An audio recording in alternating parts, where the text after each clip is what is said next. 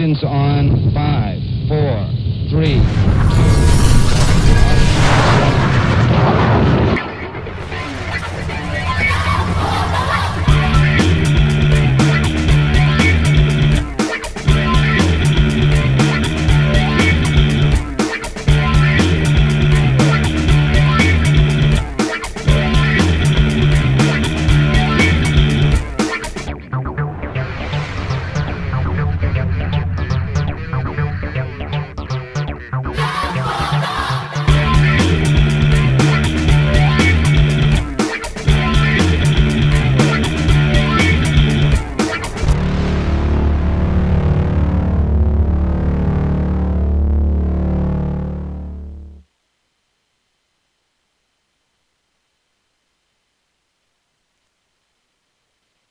Welcome to ALMA Memorial Stadium on the campus of Mississippi Gulf Coast Community College here at Perk.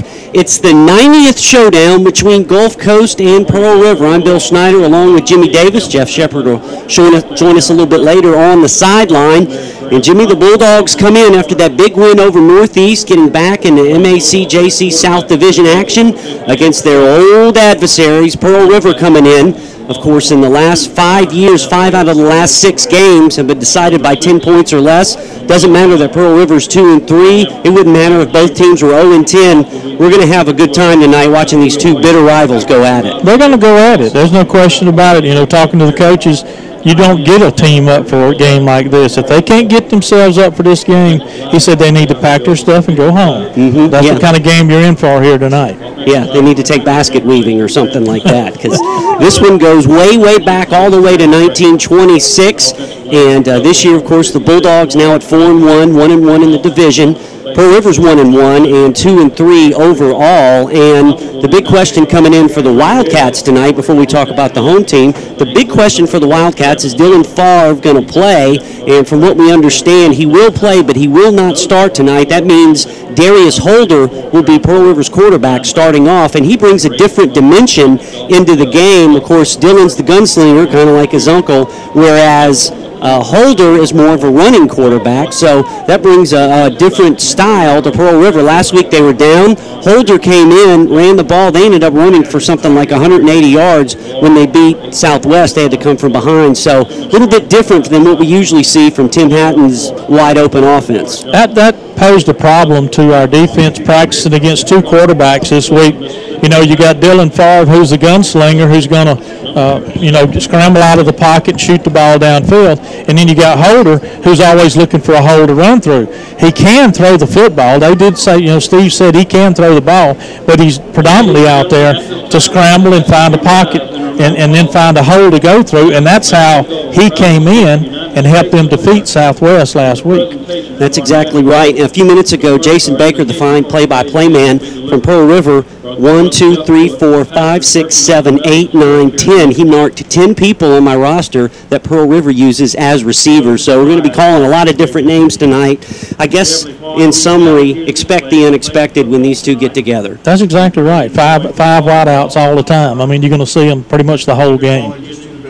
Okay. While we're getting ready, we're about 10 or 15 minutes away from kickoff. Let's hear what head coach Steve Campbell had to say in tonight's pregame interview, and then right after that, you'll hear from Mike Frazier from JUCO Weekly on this week's report heading into Week 6. Let's listen in on that pregame show.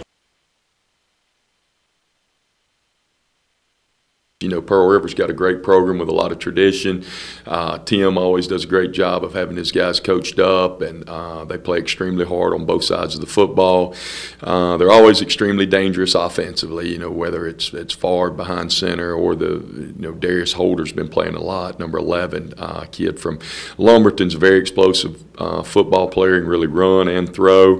They've got a lot of weapons offensively, and then defensively they create a lot of problems with their scheme. Their defense coordinator does a great job, and they've got a lot of talent, and a lot of speed on defense. They play extremely hard. You know, we got to focus on the task at hand, which is the next game. And you know, this is a big game for a lot of reasons, but most importantly because it's the next game and it is a South Division game. And then you throw in the fact that it's Pearl River, which is your biggest rival, makes it a really big football game. So, you know, we need to go out and play well. You know, and the game's going to get down to turnovers. Who can protect the football the best, and who can limit the other one's most explosive plays, and who can create explosive plays on offense. And that's what it's going to boil down to. And those are things that we've been working on this week. Anytime you play, you know, a big rival game, or anytime you play a football game, period, you have to make your emotions work for you and not against you.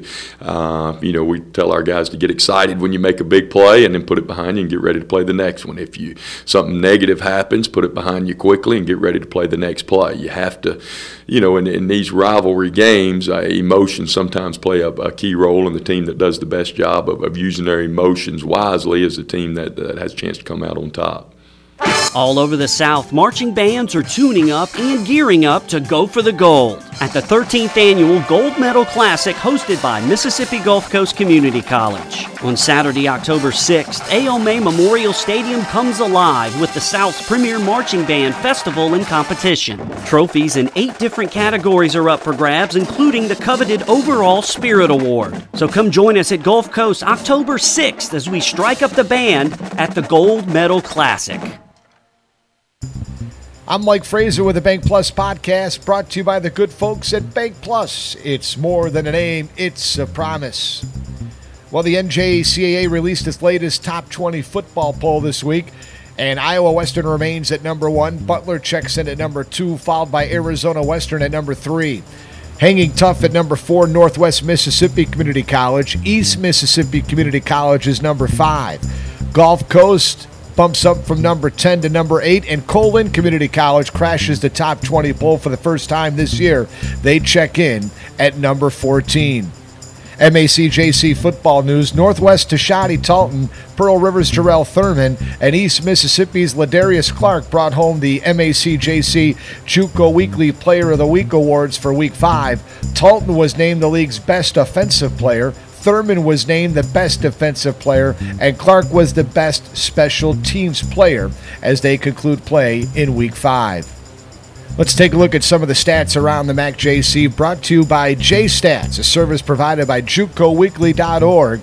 You can log on to JStats by logging on to the JUCOweekly.org website, hovering over the JStats tab, and clicking the category of your choice. Let's start with defense. Jones County Junior College Damian Wilson leads the league with 69 total tackles, followed by East Central's Corey Hauk with 59 total tackles, and then back down to Ellisville to Jones County Junior College, Marion Chapman with 56 total tackles.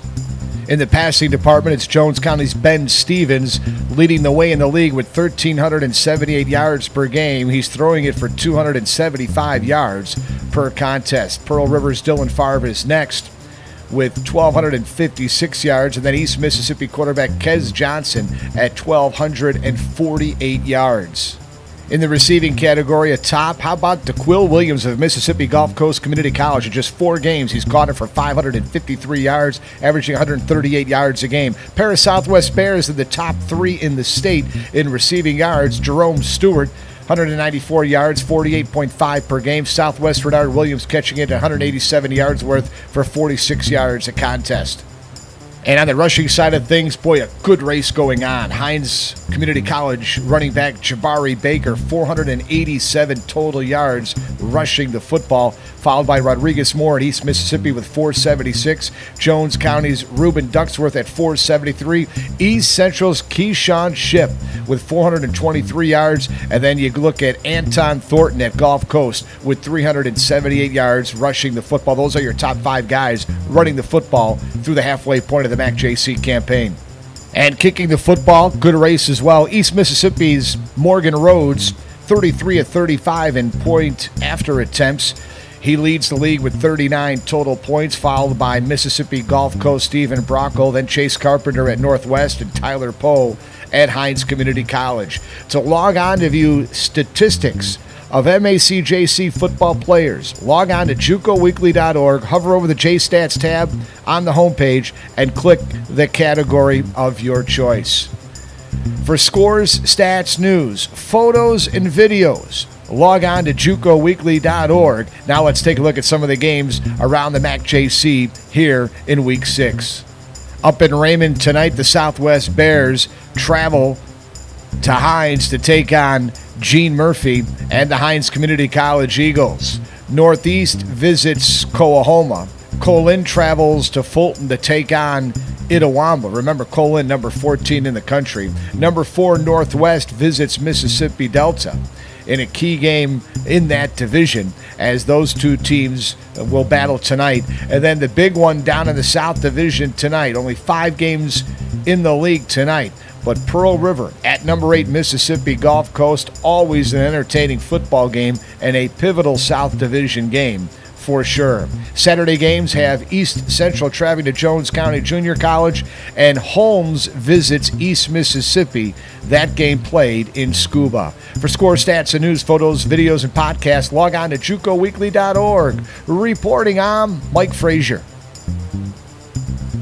Bulldog fans and alumni, set your calendars for October 26th and 27th and come back to Mississippi Gulf Coast Community College for Homecoming 2012. On Friday, play in the annual Clem Dellinger Memorial Golf Tournament at Winddance Country Club. Then join us that night at the Athletic Hall of Fame induction ceremonies. On Saturday, dive into all the homecoming festivities, capped off with the big game between Gulf Coast and East Central at 2 p.m. Homecoming 2012 at Gulf Coast. Come be a part of it.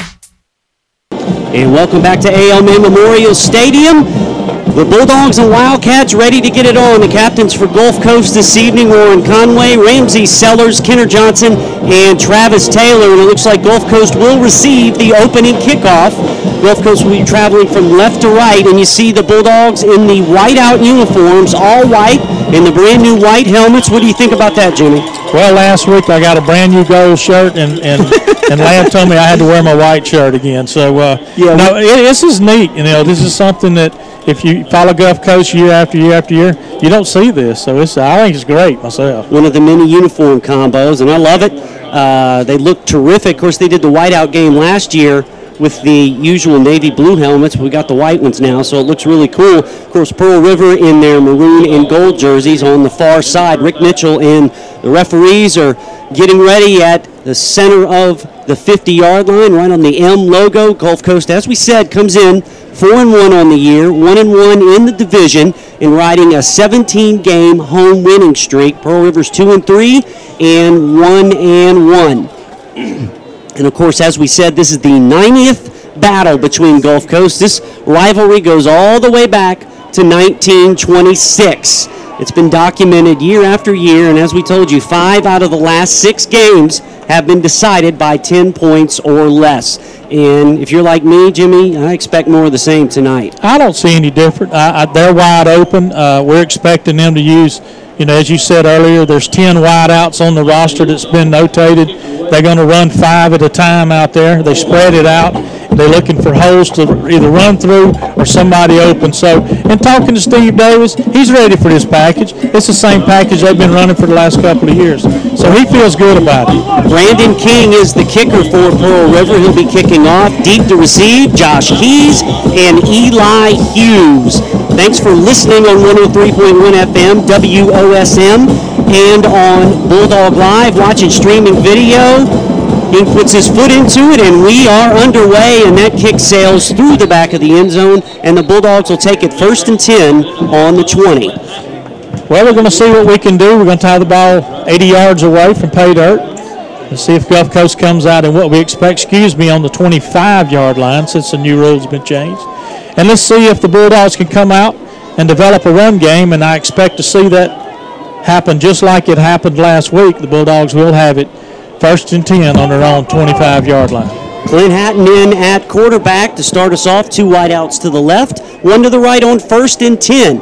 On play action, Hatton with time, going deep, looking for DeQuill Williams, and off his fingertips, he cut inside of one of the Pearl River defensive backs, and I believe that was Shantez Ball, and it was, and DeQuille was close to pulling that one in, Jimmy, just off his fingertips. Well, he, in talking to Steve Campbell before the game, he said if they come out and they're going to single coverage, we're going to throw on them. If they come out and they double up on us, we're going to run on them. So that's the game plan. Why not when you've got DeQuille Williams and some of the other wideouts? Now on second down, Byron Nettles on the sweep across the 25, run out of bounds at about the 33.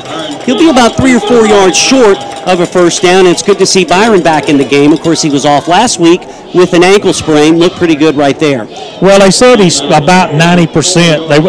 They're going to let him have some touches tonight, but you know how these things work. You know, this is college football. This is like a playoff atmosphere. 3rd and 1 after the 9-yard gain by Byron. Hatton in the backfield with Nettles and Anton Thornton, 2 wideouts to the left, 1 to the right. DeQuille Williams one-on-one to the right. Hatton on the sweep to Nettles, cuts it inside, first down across the 40, and dragged down at about the 44-yard line. That'll be a Bulldog first down. Nettles looked good right there. He's brought down by the Wildcats, but not before he moves the chains. Darrell Thurman makes the stop. Well, I tell you, it's going to be if this is the way we started last week, this is great. I mean, I went down and commended the offensive line with a great job they did last week, and it's starting off the same way, Bill. 1st and 10 from the 44 after the run by Nettles. Hatton and the Bulldogs going from left to right if you're watching via streaming video on Bulldog Live. Now it's a sweep this time. It's Anton Thornton, hurdles a player, goes across midfield and down to about the 46-yard line, and that's going to be very close to another Bulldog first down. So the sweeps, the simplified game plan so far working well for the Bulldogs. Bulldogs opening holes that time. The hole winded up being right about the center guard area. The holes have been off tackle toward where we would have our tight end area, but they're picking holes and going. 2nd and 1, a 9-yard gain by Anton. No score, just getting started from Perkinston, Gulf Coast, and Pearl River. Hatton takes the snap on the option. The pitch to JoJo Snell. He tries to break one tackle, then pushes forward, and I think his second effort got him a first down. It looked like he was dead to rights back there, but JoJo did a nice job of keeping the play going. Well, good job right here of not trying to throw a block by our wideout, because if he does, it's going to be a block in the back. He didn't do it, and that's a hard kid, to knock off his feet. He's like a jackrabbit running the ball out there, but they hit him hard, knocked him backwards. He stayed on, got ahead for 2 yards. He got the first down. Snell coming into the game with 327 yards rushing and 3 touchdowns so far this season. That run moves the chains and puts the ball at the Pearl River 46. 1st and 10 Gulf Coast opening moments, the opening drive of the first quarter. Hatton coming in motion. They fake it to Snell. Hatton throws over the middle, and that pass is batted down and incomplete. Pretty good surge up the middle that time by the Wildcats, and that'll bring up 2nd down. They tried a little trickeration where Snell coming one way, and then they were going to throw over the middle. The Wildcats had the paws up. Well, and Pearl Rivers elected to stay in man coverage, and that time Williams had man on, and that's who he wanted to throw the ball to over the middle. He had him wide open. The ball was batted back. 2nd and 10 after the incomplete pass. Hatton, 14 touchdowns and 3 interceptions this year. 8 of those to DeQuille Williams. Takes the snap, looking right, throws the pass, caught by DeAdrian Terry at the 41 on the slant pattern. That's where they'll mark it. So a pickup of 5 on 2nd down. That'll be 3rd down coming up for the Bulldogs. DT this year, 247 yards receiving on 17 catches and 2 touchdowns. 3rd and 5. You notice, Bill, they are playing man-to-man, but they are playing soft. And if they're going to give that to Gulf Coast, Steve Campbell's going to call that a lot. 12:09 to go first quarter. No score from Perk. It's Gulf Coast and Pearl River. Plenty of time on the play clock as the Bulldogs change the play on the line of scrimmage. Now on the option right, the pitch to Nettles. Nettles across the 40 and dragged down at about the 38-yard line. Looks like he might be a yard short of the first down. Good pursuit that time by the Wildcat defense as Byron could not push forward to move the chains. We'll see what the call will be coming up with 4th and right about 1, maybe 1.5, I guess you could say. And yeah, true to form, the jumbo package comes in. Looks like Dietrich Goff comes in as the running back on 4th and 1, and it looks like a Pearl River Wildcat moved, not only encroached, he blew across the line, and that might give the Bulldogs a free pass and a first down. Maurice Jones is the lineman, I believe, guilty of the infraction, and it is offsides Pearl River, an automatic first down for the Bulldogs. He wasn't just offsides, he was really offsides. He was offsides that time. That moves the chains to the 33-yard line. 1st and 10 Gulf Coast, opening drive of the game. No score here on 103.1 FM WOSM and MGCCCBulldogs.com. Now the give on the sweep. That is Byron Nettles, and he's brought down right at the 30, just across the 30, maybe to the 29. Looks like Byron's a little gimpy after that hit as he tried to cut it back inside, and when you do all that cutting and slashing, that cannot be good on your ankle. Well, he got hit high and low, and he's got that high ankle sprain. I don't know if you'll see him again tonight. We don't know that. 2nd and 8, Danny Anderson over checking on Byron to see if he's okay. Meanwhile, on the field, Hatton looks left, throws right, the inside screen to DeQuil Williams, breaks a couple of tackles, and just drifts his way inside the 15, down to the 14. And one thing we've been talking about, Jimmy, this guy can go deep, he can go over the middle, and watch right here, he can make some things happen in space. People like him, too. There's, talking to Steve Campbell, a lot of people are interested in him already at a young age. This kid's got a future, and he's also, he's got an attitude, but he can back it up. 10:15 to go, first quarter, 1st and 10 Bulldogs on the sweep again. This time it's JoJo Snell. Snell may have picked up a yard or gotten back to the line of scrimmage. Big hit that time as the Pearl River defense converged on JoJo. But aside from that play, Jimmy, the sweep has worked almost to perfection. That thing looked slow to me that time developing. That was good, yeah. Snap was high. Everything looked like it was running in slow motion. 2nd and 10, officially no gain on that one. The ball right on the Pearl River 15. Hatton's got Eli Hughes in the backfield with him. 3 wideouts to the left. DeQuil Williams one-on-one to the right. Hatton in the gun, takes the snap. They sweep it again. It's Hughes. Hughes brought down after about a 2-yard loss, and once again Pearl River was ready for it. E.J. Pearson came in from his defensive end position to really blow that play up, and it's going to bring up 3rd and long. Yeah, that play has to go out. You have to cut the outside. It's the outside. It's the wide receiver's responsibility to make that block count. That time he slid off the block, stopped the play, and if it can't turn the corner, that play's not going to work. 3rd and 12, 9:05 to go, first quarter in the whiteout game for the Bulldogs against arch rival Pearl River. Hughes stays in the game, and now it looks like the Wildcats called a timeout, and they did. And we'll reset here with 8:55 to go. The Bulldogs facing a 3rd and 12 at the 17. Last night at the soccer game, I was talking to Stephen Broccoli, the Bulldogs kicker, and we were just talking about kicking, getting ready for the game, that kind of thing, as you can see on the screen. Almost all white. When you get 80%, that's pretty good. That's a whiteout. I think it is. That qualifies as a whiteout condition. But Broccoli was telling me some of the schools were talking to him, that kind of thing, about his place kicking possibilities when he leaves Gulf Coast. And he said one thing he doesn't have a lot of is film of him kicking. He's done extra points, but this year he's only kicked 2 field goals. He's 29 out of 32 in extra points. What I'm leading up to at 3rd and 12, if they don't get the first down, it might give Broccoli a chance to get in there because not just to give him experience, but that Bulldog special teams unit on the field goals, you'd kind of like to see how they're going to operate. I watched him kick, waiting on the guys to come out to talk to them. 52 yards, and he was carrying it about 6 or 8 yards over the poles. So he's good from anywhere 55 in. I have confidence in him. Yeah, he's got a very strong leg. He shows it in football and on the soccer field. Now back to action, 3rd and 12, 2 wideouts to the left, 2 to the right. This time Anton Thornton in at running back. 6 seconds on the play clock as Thornton shifts around in the backfield. Now Hatton takes the pass, snap over the middle, pass is incomplete.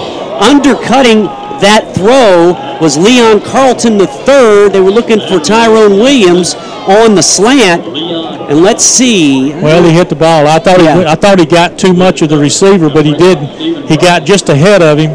Good move by Pearl River as their safety came in and batted that one away.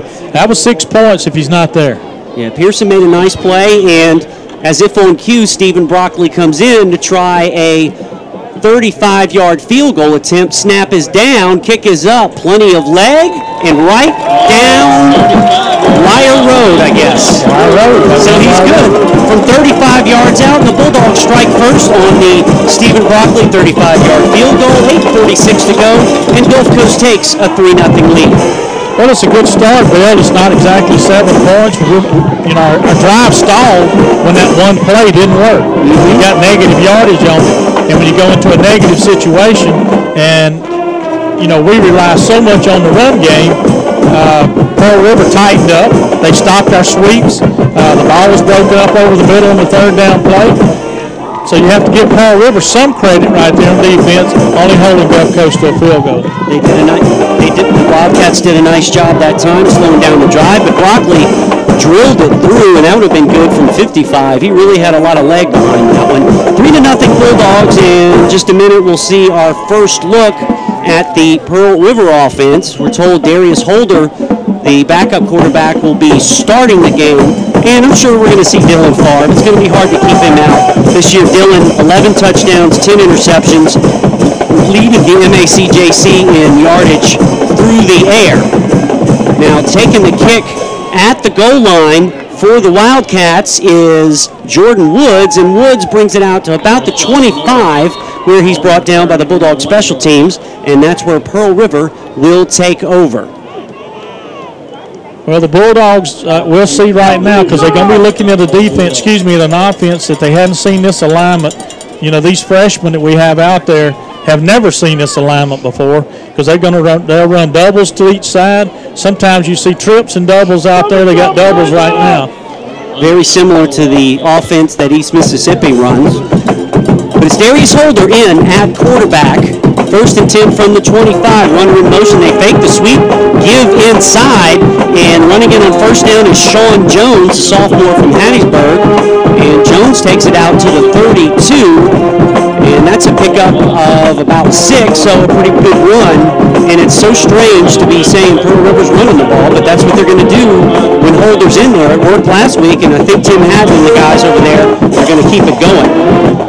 2nd and 5, officially a 5-yard gain. 3 wideouts to the left, 1 to the right. This time they fake it. Holder keeps it himself and takes it out to the 35-yard line. He'll be about 3 yards short of the first down. Holder was 6 of 18 for 8 yards and a touchdown last week throwing the ball, and he ran for 78. Travis Taylor in on the stop. They expect Travis to have a good night tonight, because talking to Steve Davis, he said the weaker of the offensive lineman that Pearl River has is their left tackle, and that's what faces up straight ahead of Travis. So they expected Travis to have a big game. Somebody called a timeout. I'm not sure if it was an injury or a... Yeah, that was strange. I'm not sure either what that was. I think we had a player go off because of his... Oh, okay. We got a player that's not feeling good. Okay, so 3rd and 2, 7:33 to go. Gulf Coast leading 3-0 over Pearl River here from Perkinston. One running back in the backfield with Holder. And on the sweep, that's Woods. Woods across the 40, and that's going to be a Pearl River first down. Sean Woods with a nice carry that time. As a receiver, he's caught the ball 18 times for 116 yards and 2 touchdowns. That time he moved the chains on the flanker sweep, and Pearl River has their first down of the evening. Well, Travis pinched in that time, not expecting the handoff to come his way. He got outside him, and that's got the yardage got to first down at the 40. 7:07 to go, first quarter, 3-0 Bulldogs. Now they give up the middle. That's Cheeto Johnson, and he's stopped up after a gain of about 1. Looked like Cavellis Lucken in there with Travis Taylor in on the stop. Check that. Yeah, that's Cheeto Johnson. His real name is Marquillas, but he goes by Cheeto. And that time he picked up 1. Don't know where that came from, but I guess you got a story behind that, huh? Actually, I don't know. I meant to look that up, but I didn't get a chance to. Bound to have something to do with Cheetos. I like Cheetos. I do too. 6:26 to go, first quarter. Bulldogs leading 3-0. Bulldogs showing blitz as Holder rolls out to his right. and throws a pass. It's incomplete. That was kind of strange. He was running to his right, then he threw the ball with his left hand. That's got to be hard to have some accuracy when you're doing that. He threw it way over. I was going to ask you, is he left-handed? Because when I saw him warm up, I thought I saw him throwing with his right hand. But he did. He threw it left-handed. He threw it way over the head. See it on the replay if you're watching on streaming. He looks like a true left-hander, man. He shot that thing way over the head. 3rd down, 9 to go. 3 wideouts to the right, 2 to the left. And now Dylan Favre in at quarterback. He replaces Holder. Favre behind himself in the backfield with time. Now he struggles, tries to get away, and he can't. His first play, negative yardage as Travis Taylor comes in for the sack. Well, Travis said if he's out there, he's got a bullseye painted on him. He said, I'm going after him. I know what he likes to do. Watch Travis break free off his block right there. Good tackle. And that brings on the punting unit as the Wildcats facing 4th and 16 with 5:50 to go here in a pretty swift moving first quarter. Josh Keys back to receive the punt from Brandon King. King is the kicker and punter for the Wildcats. King is averaging 37.3 yards per punt. Takes the snap. And it's going to hit at about the 32, roll inside the 25, and I thought one of the guys touched it. That ball was hit way back up at the 24-yard line. If we get a replay, here it is right here. Yeah, I'd like to see that again. It looked, if it didn't hit him, that was, let's see, does it hit him right here? I thought it did, yeah. It caught him right by the 2 and the 4, it and looks like. Then he kicked it right there to make it roll enough, and he got away with it. What are you going to do? 1st and 10 from the 15. That's a 10-yard swing right there. And Steve Campbell was hollering at that official just then too, because he saw the same thing we're looking at here on replay. So the Bulldogs will start 1st and 10 from their own 15, their second possession of the ball game. They lead at 3-0 on a Stephen Broccoli field goal. They fake the sweep. They give inside to Anton Thornton. He goes inside, then cuts it outside. Jitterbugs his way across the 25 to about the 27-yard line, and that's going to be a 12-yard gain and a Bulldog first down. Individual effort that time by Anton Thornton. He earned that. He did. He did not have a seam inside. He cuts it to the right tackle side, makes a miss there in the secondary, and takes it ahead for the first down. All the way out to the 27, 5 minutes to go first quarter. Bulldogs leading 3-0. Thornton remains in the backfield behind Clint Hatton. Gives up the middle to Thornton again. Pushes the pile across the 30 and all the way down to the 35. They just kept going and going as Anton Thornton and the big boys up front picked up a nice gain. Well, you can see our offensive line. This is kind of what they did last week, especially in the second half against Northeast. I was talking to the linemen before the ball game, and they said, we really didn't do anything, no traps, no dive plays, things like that were unusual. He said, we just lined up and went straight at them because we knew we had them whipped down. 2nd and 2 after the 8-yard gain. The ball right on the 35. Gulf Coast leading 3-0. Coming in motion is Thornton. They fake it to him. Hatton keeps it. Got the first down and more at the 40. Cuts it inside across midfield into Pearl River territory and down to the 45-yard line. Clinton Hatton showing off the legs and moving the chains. That's something that the team don't practice on right there. They don't expect Hatton, who got up a little gimpy right there, they don't expect Hatton to pull the ball down and run it himself. He's a drop-back passer. He's a great ball handler and a great faker, but that time he kept it. A design play, a design run, and a Bulldog first down. From the 46, 1st and 10, Gulf Coast, they're leading 3-0 against their arch rivals from Poplarville. Pretty good crowd on the other side. This is not the usual jam-packed crowd we have with this rivalry. Still pretty good, though. Now Hatton on the slant to DeAdrian Terry inside the 40, down to the 35, and that's going to be close to another Bulldog first down.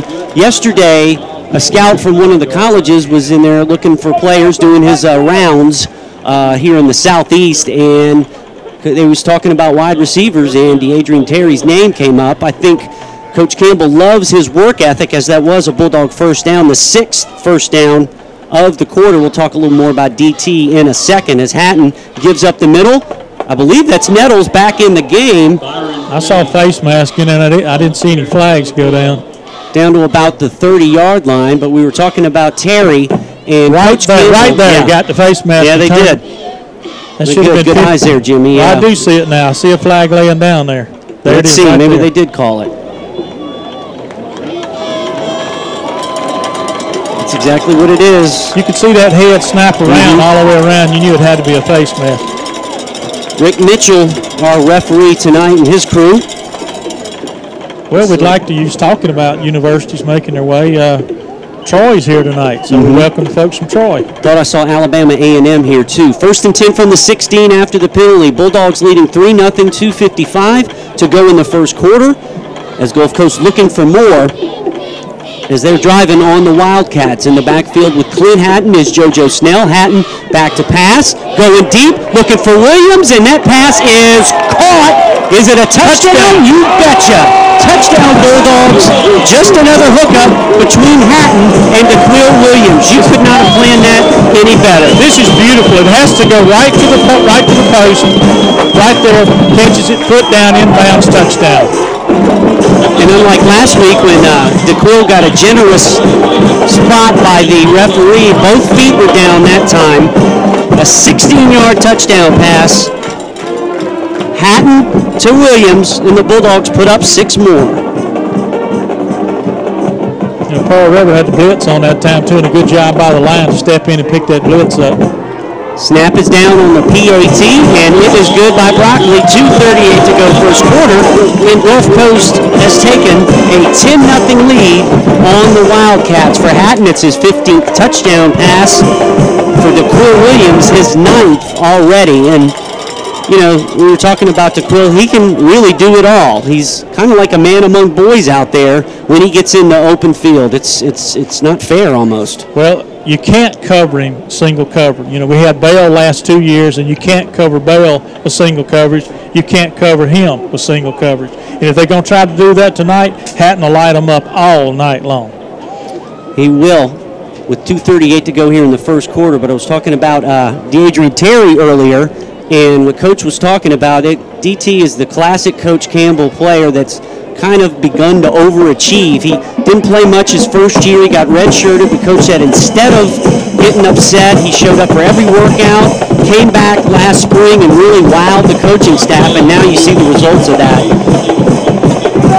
You know, that's a lot of respect for Steve Campbell, but that's a lot of the way he gets his ball players. Gets the most out of them. As Broccoli boots it away, and it'll go about 2 yards deep in the end zone. Woods takes it across the 10, across the 15, and Woods is popped down right there. And guess who? Trey Wofford. He's the man. He's your special team specialist. He is. Coach Campbell gives him some love on the sideline. Of course, Wofford had that pick 6 last week against Northeast. This time, blowing through the wedge and taking down Mr. Woods. He's amazing. He finds a way to shed off the blockers, going down and running wide open, and go straight to the guy that's bringing the ball back. Coach Campbell trying to get the crowd going here, the whiteout crowd. Now a flag down. That's going to be a legal substitution, I believe. Yep. There was a player running off on the far side. Tim Hatton, I can tell over there, is not a happy camper. You and I talked about this in the first part of the season. I would say that Tim Hatton things aren't well right now for Pearl River. No. He's had a tough season this year, and things just haven't been good for him. Now from the 14 on the sweep, coming down to about the 22-yard line for the Wildcats. I believe that's Sean Jones. Got up inside, the nice tackle that time as he cut inside by Darius Jones. He got the penalty yardage back and then about 4 more. 8-yard gain, so it's 2nd and 7 for Pearl River. They're down 10-0, 2:05 to go. First quarter, the 90th battle between the Bulldogs and the Wildcats. Coming in motion, Favre fakes, now throws it out to his outlet receiver, and that's Darius Holder, who played quarterback, and now takes it right about to the 26-yard line. So Holder in on that play as a receiver and beat Nigel Green before, looks like Kenneth Johnson or Josh Keys comes in to make the tackle. 3rd and 2 for Pearl River. Favre didn't play the first series, now has come in to play quarterback. 2 wideouts to the left, 2 to the right. Looking for the snap. He takes it, fakes the handoff, now tries to get away from Cavellis Luckett. Luckett walks him down from behind and gets the sack. Well, he said if he was going to be out there, they were going to blitz him. And Steve Davis says he's even got a 7-man blitz package tonight set up just for Mr. Favre. Something special. How about the speed by Luckett? The freshman from Macomb just walked down Dillon, and once again, the Bulldogs are going to receive a punt. He rolled away from that blitz, too. You know, he rolled away from it. He just ran him down, just speed. Less than a minute to go, first quarter. Gulf Coast leading 10-0. Josh Key standing at his own 39-yard line, awaiting the punt from Brandon King, who's standing at his own 10. King takes the snap, a little bit of pressure, but he gets it away, kind of a wobbler. Hits right about at the 45, and they'll down it at the 42. So 31 seconds to go. So far, so good for Gulf Coast here in the first quarter in the whiteout game between Gulf Coast and Pearl River. Well, a little action going on Sports South tonight here in high school football. That's quite unusual to happen down here, but we're proud of our Picayune and Pascagoula going at it tonight. That's right. Last report I had, it was scoreless. Actually, Picayune's taken a 3-0 lead over the Panthers, so you can watch that and watch this on your computer, if you please. 1st and 10 from the 43, now a little reverse to Nettles, to Terry, going deep. DeQuill's wide open, the pass underthrown and incomplete. Oh, they had one right there. And what was that? That was a play card. That was a coach's play, yeah. His play. We got a flag down at the 46-yard line. But I don't know what happened. Clint, the ball slipped out of his hands. Like he had him 10 yards deep. He got a little too excited, I think, underthrew it. 3 Wildcats converged on it. Now, let's see what the flag is about. Looks like the Bulldogs are going to back up. Yeah, Holding.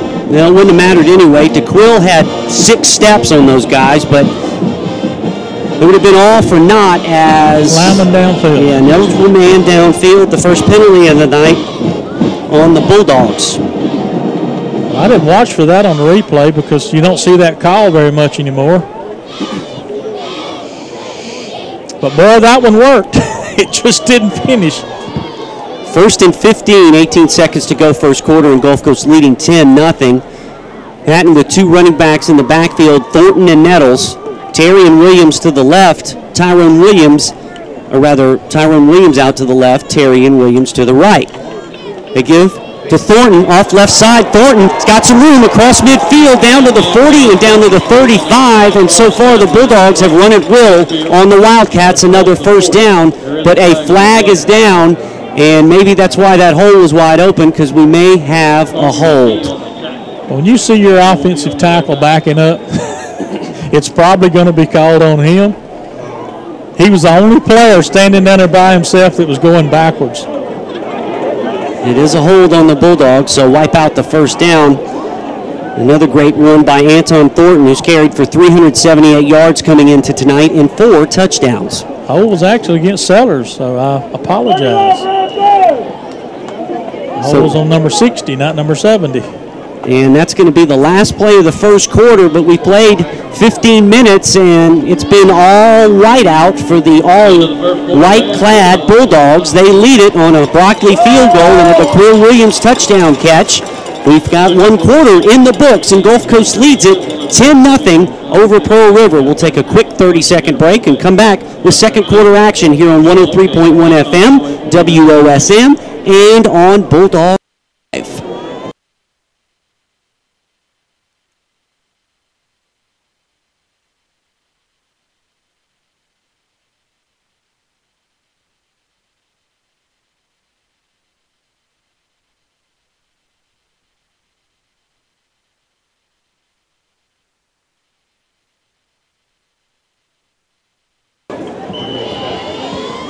And back here at AOMA Memorial Stadium, pulled the trigger too early on the end of the first quarter. There'll be an untimed play. Now on the bubble screen, it's Tyrone Williams across the 35 to the 36, and that will be the last play of the first quarter. But no matter, we are where we were before the end of the quarter, at least what we thought was the end of the quarter. And we'll reset it, and the Bulldogs will have a second and about 17 coming up.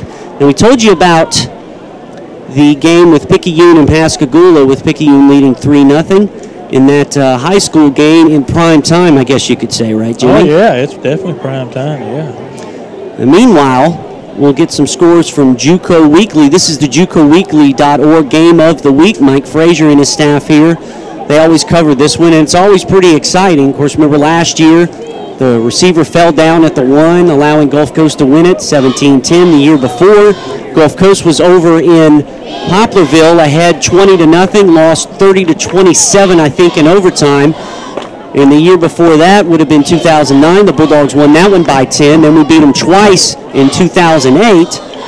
And then in 2007, that was a close game. So in the last 5 or 6 years, as we said, these have always gone down to the wire. They have, and it's like you said, 90 years of football. They're about 20, 25 miles apart, the colleges are. And these guys, they grow up playing against each other in high school, different schools, and they know, a lot of them know each other, and it's just a rival. It's been a rival all my life. I'm 58. It's been a rival for 58 years of my life, so there's nothing different. If you can't, like I said, if you can't get up for this game, there's something wrong. Going back to the house.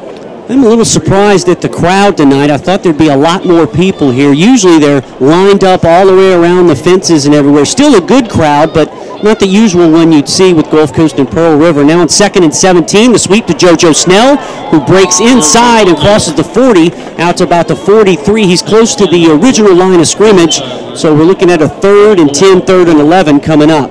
Good block inside by the Bulldogs. Good cutback run. Got 5, 3rd and 10. This is not a situation that we're very good at.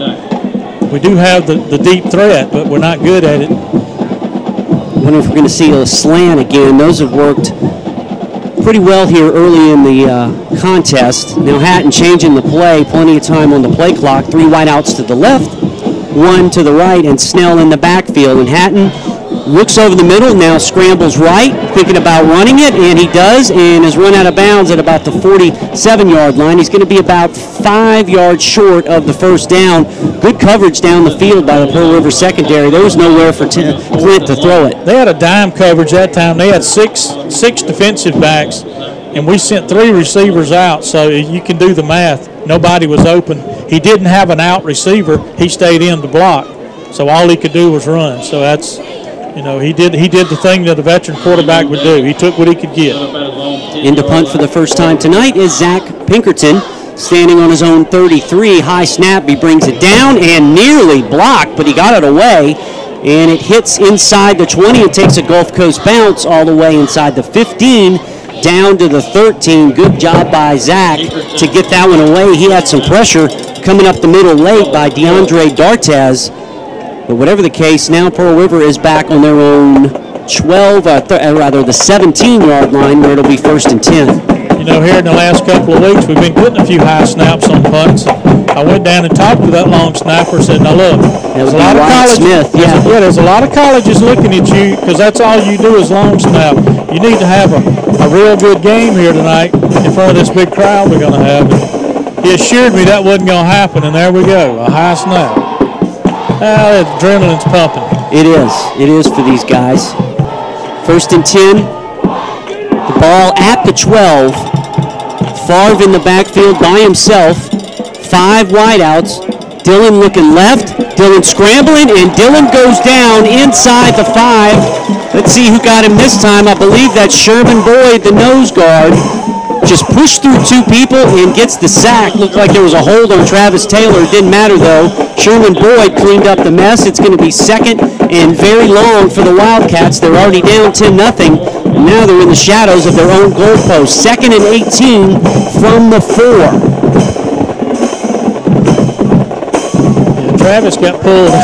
Yeah, he did. One running back next to Dillon. They fake it, then throw it out, and on the slant, it's caught at the 15 and taking it out to the 19-yard line for the Wildcats. He's brought down by Kennard Johnson.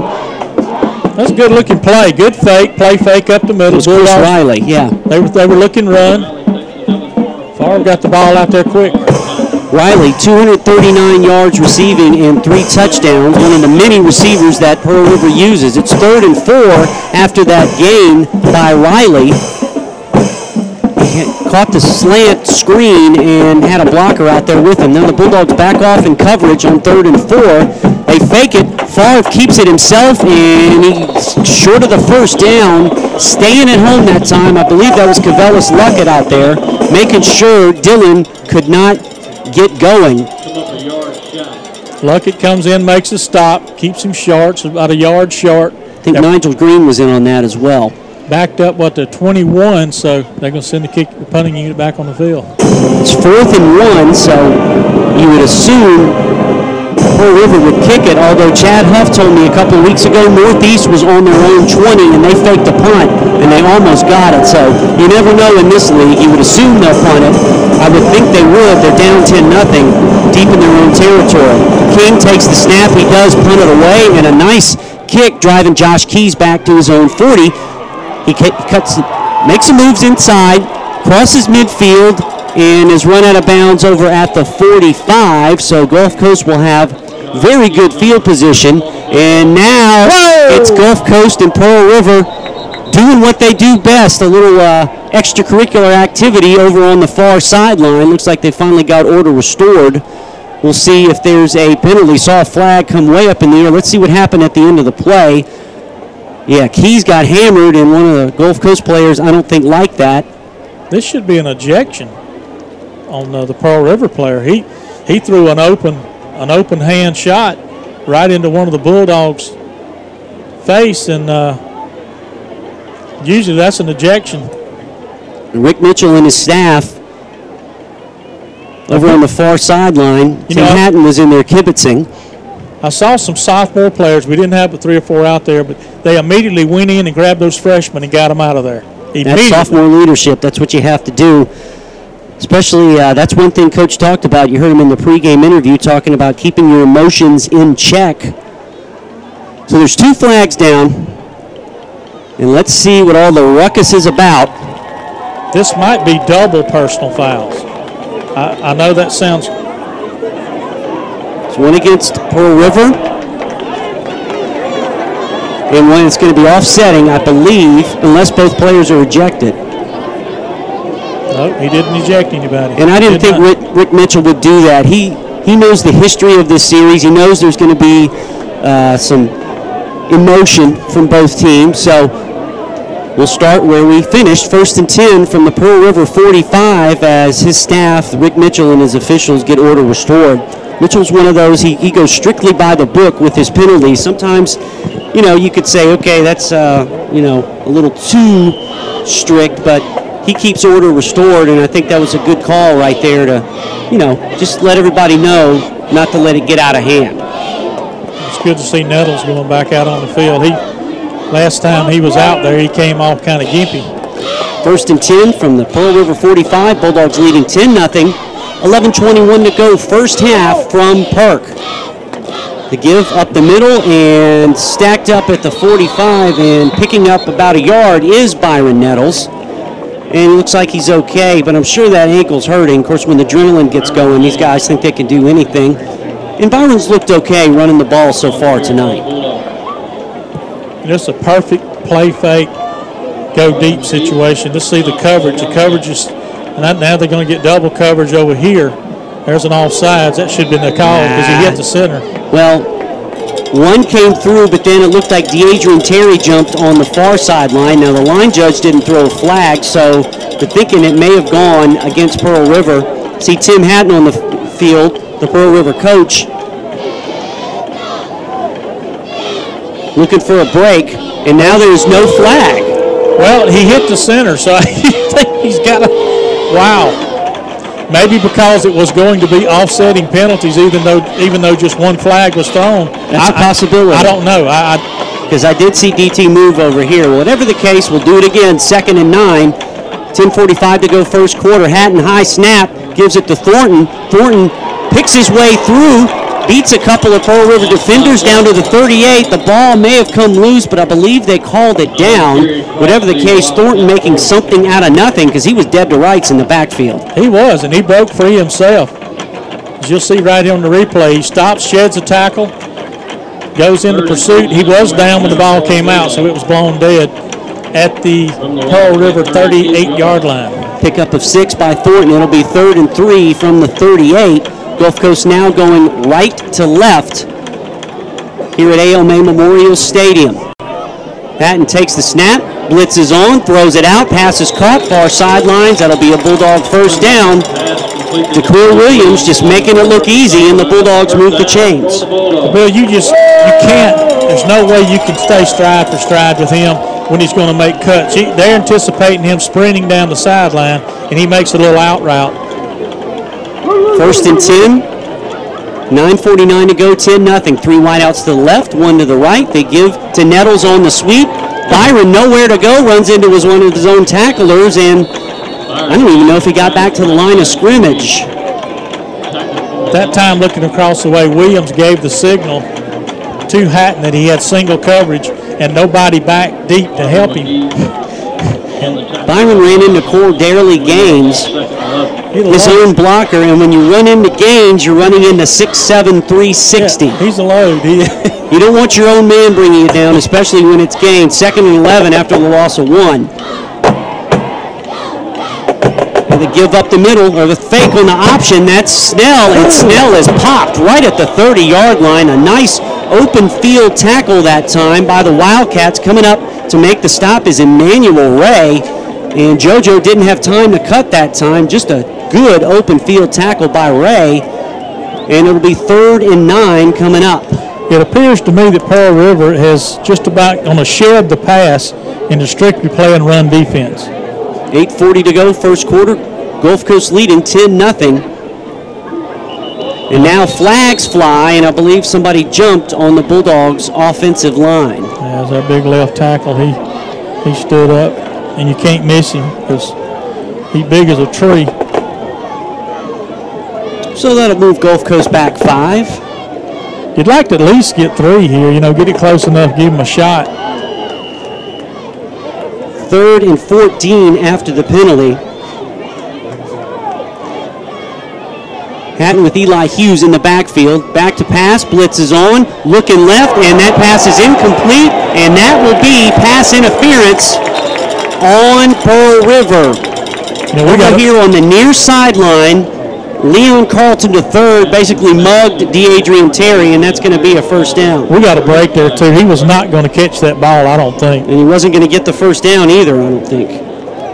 But it was definitely pass interference. We get the first down off of it, so we have 3rd and 15. The pass interference penalty comes in.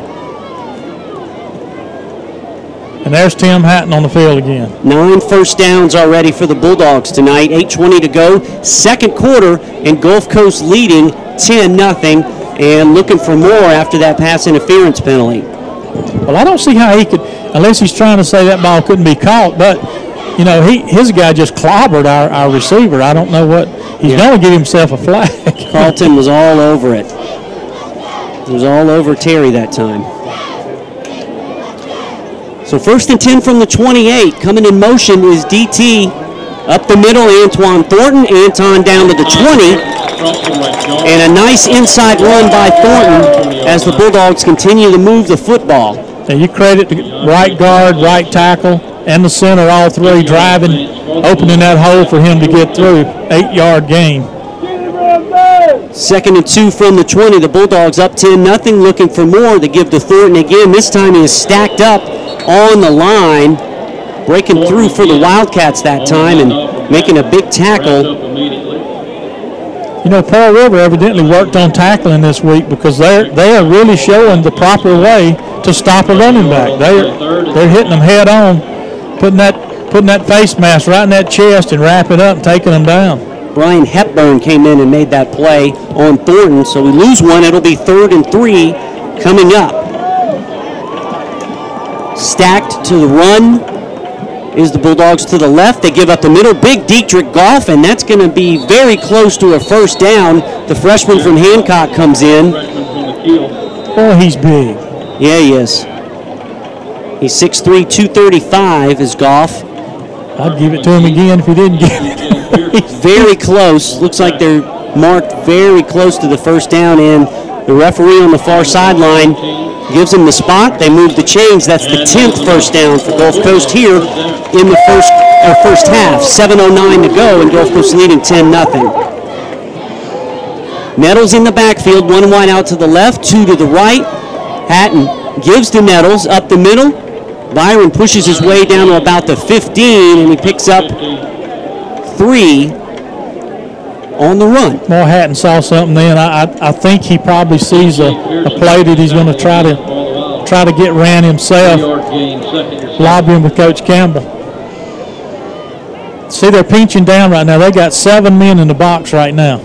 2nd and 7, 6:35 to go. Now on the option, Hatton keeps it, follows his blockers, then it's stacked up as he picked up 1, maybe 2, so 3rd down coming up. Got a score on the Picayune-Pascagoula game.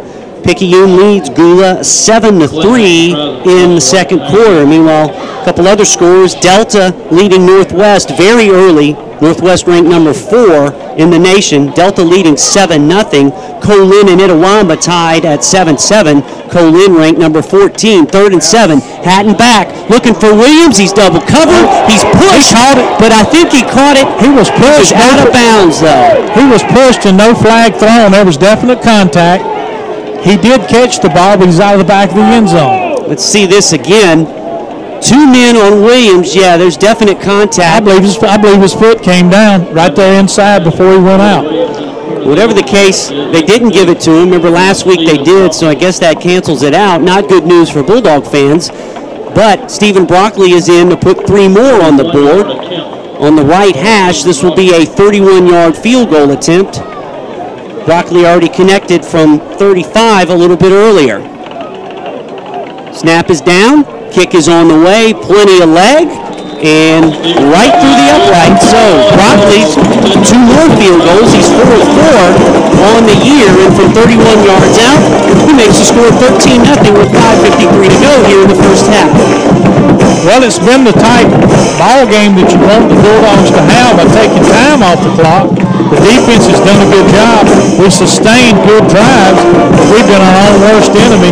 This last play in double coverage, pass thrown the only place you can throw it, in the back of the end zone, right at the flag. The pass was caught. He was marked out of bounds. I questioned that, but he was out of bounds.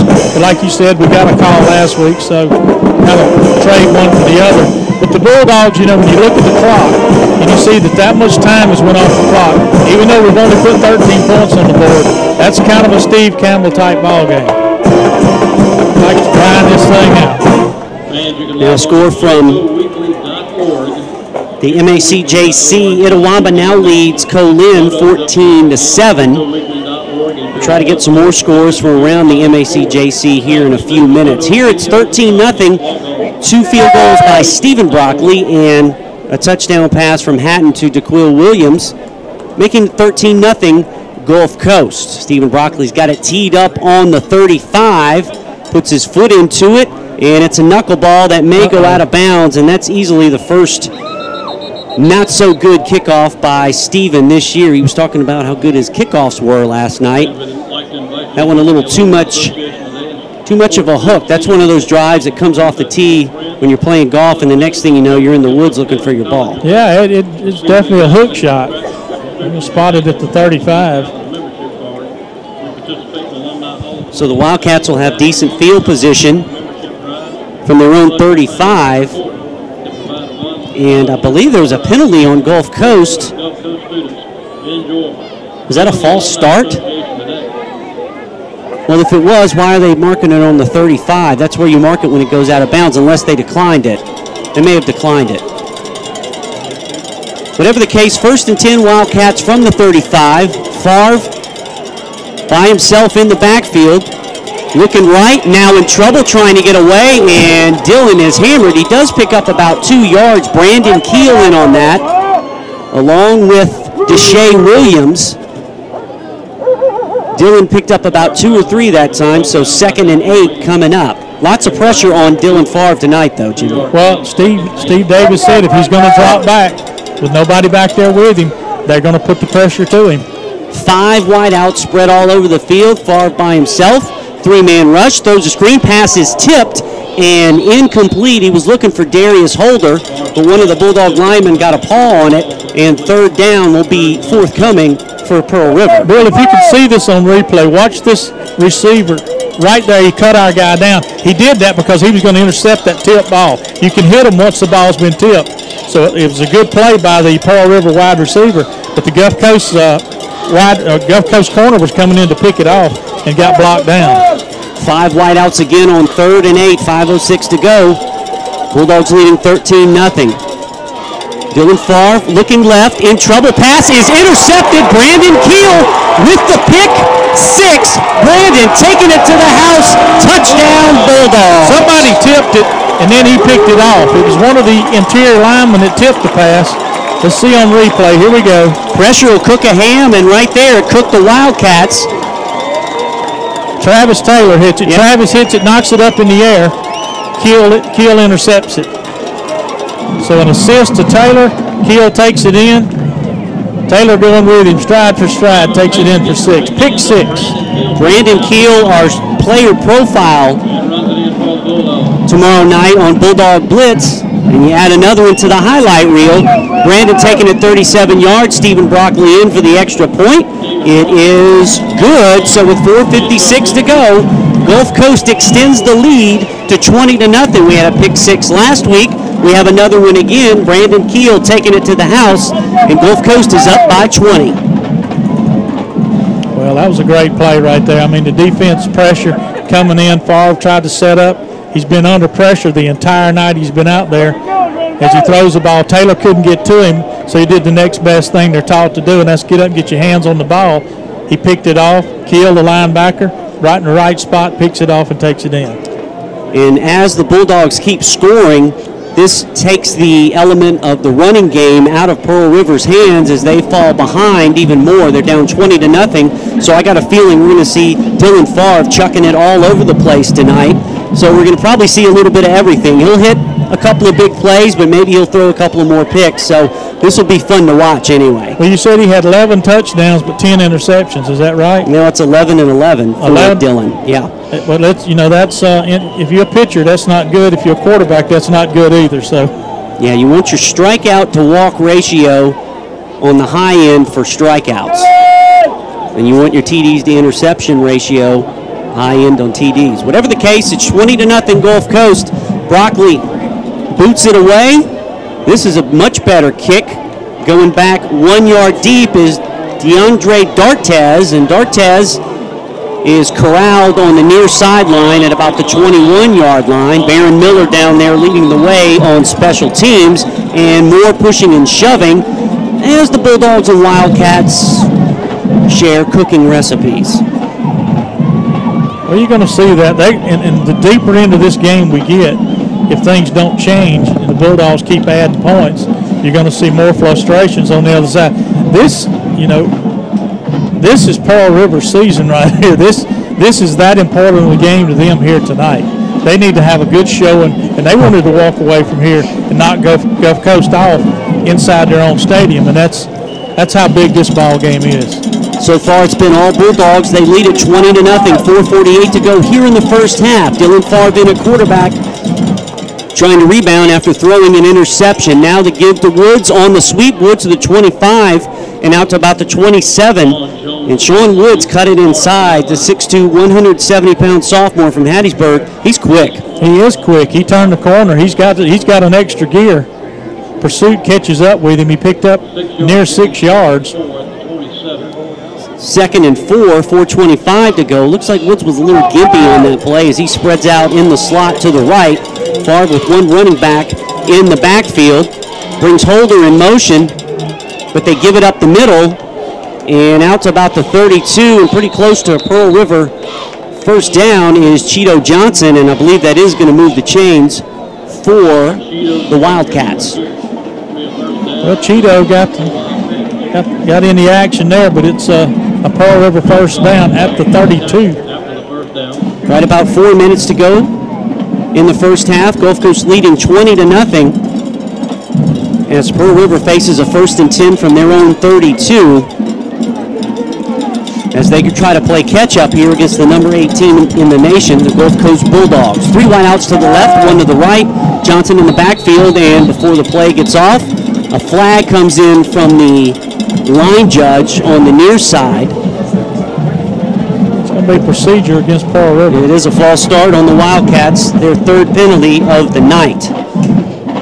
By the way, Jimmy, coming up at halftime, I'm going to be talking with Gulf Coast President Dr. Mary Graham. She's going to be our halftime guest, and then after that, we'll get to listen in once again on the Band of Gold halftime show. Remember last week we had those provider issues that kind of messed up the stream, but tonight it's flowing well, so we'll get Dr. Graham in here along with the Band of Gold performance right after that. 1st and 15 after the penalty, Favre in the shotgun. Dillon going deep, and that pass is almost intercepted. He was looking for Woods over the middle, jumping up and almost making another interception is Trey Wofford. Remember, Wofford had the pick six last week. His timing on the jump just a little bit off. It'll be 2nd and 15. Well, you can see why he's called a gunslinger. He's got that sidearm delivery. Ball was overthrown on his intended receiver. He does have some velocity on the ball. That might have been a factor in him not picking it off, but 2nd down and 15. 3:20 to go. Gulf Coast leading 20-0. Favre takes the snap, fakes the throw, gives up the middle. It's Cheeto Johnson. Johnson out to about the 35. Picked up some of the penalty yardage back, so it'll set up a 3rd and 8 coming up for the Wildcats. 3:08 to go. He's quick coming up the middle. No, well, you're always going to have fast players. Tim Hatton does with this wide open spread offense. It sets up a 3rd, short 8, long 7, whatever you want to call it. Inside 3 minutes to go, first half. Johnson in the backfield with Dylan Favre. He drops back, some pressure, throws to his outlet man on the far side. That's Woods, and Woods breaks through 2 tackles and is close to a Wildcat first down. He's gimpy, though, after that play. That's the 2nd time I've seen Travis Taylor get hailed going in the backfield, and they just hadn't called it. They do have a wide receiver that is up hobbling right now. Pearl River have it 1st and 10. They do give them the first down, the ball at the 33-yard line. 1st and 10, 2:25 to go, first half. The 3rd first down of the first half for the Wildcats. 3 wide outs to the left, 2 to the right. Favre with time, throws it out left. Cheeto Johnson's got it in Bulldog territory. Ball is loose, but I believe they're going to blow it down at the 41-yard line, and they are. And that's another Wildcat first down. So now the offense for Pearl River is starting to get its act together. Once you don't get pressure on him, he's going to throw it. He's going to throw it to one of the wideouts down the field. That's just kind of Pearl River football that you're used to seeing. From the Bulldogs 42, 1st and 10. 2 minutes to go, first half. Dylan Favre trying to drive his team down and get on the board before halftime. Now Favre looking left, he's in trouble, scrambles around, buying time, throws it over the middle. Pass is caught at the 30. Cheeto Johnson. Johnson's dragged down right at the 30. And that's going to be close to another Wildcat first down. A nice job of scrambling out of trouble by Dillon and hitting his running back out of the backfield. Well, it was kind of a great job by him coming back to the quarterback, back to Favre to get the pass, but then he takes it across the middle of the field and picks up that extra yardage to give him the first down. They are on their best drive of the ball game. 1:28 to go in the first half. Pearl River down 20-0 to the Bulldogs. 2 wideouts stacked to the right, 3 to the left. Favre by himself in the gun, 3-man rush. Now he's in trouble. Favre dropped the ball. There's a mad scramble at the 42, and I believe the Bulldogs have it, and they do. So another big break for Gulf Coast. That stops the drive. That ball just came out of his hands. Watch him. He's going to fake it. See there? Wow. When it rains, it pours. You know, over the years of Brett playing, you've seen that happen to him a couple of times. But I think he was going to pump fake and pull the ball back in and then reset and throw. It just came out of his hands. Once again, the pass rush got to Dillon. The pass rush has easily been the best it's been all season by the Bulldogs tonight. That's 2 turnovers now by the Wildcats. That stops a drive as Gulf Coast takes over. 1st and 10 from the 35. Now on the reverse, it's Tyrone Williams. Williams out to the 40. Good pursuit by the Wildcat defense to string that one out by Leon Carlton the 3rd. And it'll be 2nd down coming up as we approach the 1-minute mark of the first half. Bulldogs pull a little trickery here, try to get something going. Only picked up 2 yards. He ran about 40 yards to get that 2 yards. Byron Nettles comes out, Anton Thornton in at running back, 45 seconds to go, first half. Bulldogs leading 20-0. 2 wideouts to the left, 2 to the right. Hatton back to pass, the out pattern to DeAdrian Terry, and it's incomplete. DT couldn't hold on. Carlton over there on the coverage, and it'll be 3rd and 8 coming up. I guess it was timed just right. I thought it was. There, when I first saw it, I thought he got there a little early, but he didn't. He did make a good job. Well, that was nice of Nettles. It Go out was. there and put that jersey back on them pads. Good sportsmanship by Byron, 3rd and 8, as he helped Carlton with his shoulder pads in his shirt. Now Hatton on the pump fake, going deep, going for DT, and the pass is incomplete. He threw it out of bounds. They had coverage over the top as well as one-on-one on Terry, and that'll bring up 4th down with 30 seconds left in the first half. Kind of didn't run the way the Bulldogs wanted it going there. Triple coverage that time. He had one receiver. He had 2 receivers and 1 back on the other side, but the play was designed to come this way. Zach Pinkerton on for the 2nd time tonight to punt it away. Back deep to receive for the Wildcats is Marino Dagan. Zach gets it away. Nice high kick. Dagan calls for the fair catch at the 25. So with 24 seconds left, we'll see if Pearl River can muster up some offense. Now you're saying, okay, Gulf Coast is up 20-0. Everything looking great. 2 years ago, we were up 20-0 over there, and we ended up losing 30-27 in overtime. It was a fumble or an interception. Something happened. I remember in overtime. Yeah, in OT. Right at the end zone. Yeah, one of the running backs fumbled. He was going in for the touchdown, so we lost the ball. They came in and kicked a field goal to win it. But the point is, no lead is safe in the MACJC, and especially in this game with these two opponents that know each other so well. I'd be surprised if he don't take a knee right here and he slings it. Oh, yeah, he's going to throw it. 1st and 10 from the 25. Favre gives up the middle to his up back and picking up a couple of yards. With 15 seconds to go, it looks like Pearl River's just going to let the clock run down. They're in no particular hurry to get a playoff. Running the ball that time was Jordan Woods, and they will let it run down. We're going to go down to the field now and check in with Jeff Shepard, who's going to have Gulf Coast head coach Steve Campbell in his remarks here as Gulf Coast pitches a shutout in the first half. They lead it 20-0 over the Wildcats. He's got him anchored for you, buddy. All right, let's see what we've got here. I got to go down to Shep. See, I have to call him first is what I have to do. And we'll get Shep on the phone, and he's going to talk to Coach Campbell.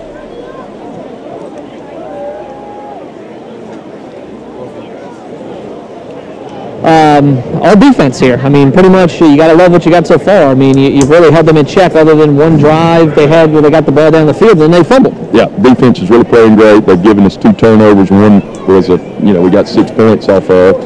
And the other one stopped their drive. So our defense is really playing great. Pitched a shutout in the first half, but we know we've been there before against these guys, and you got to finish.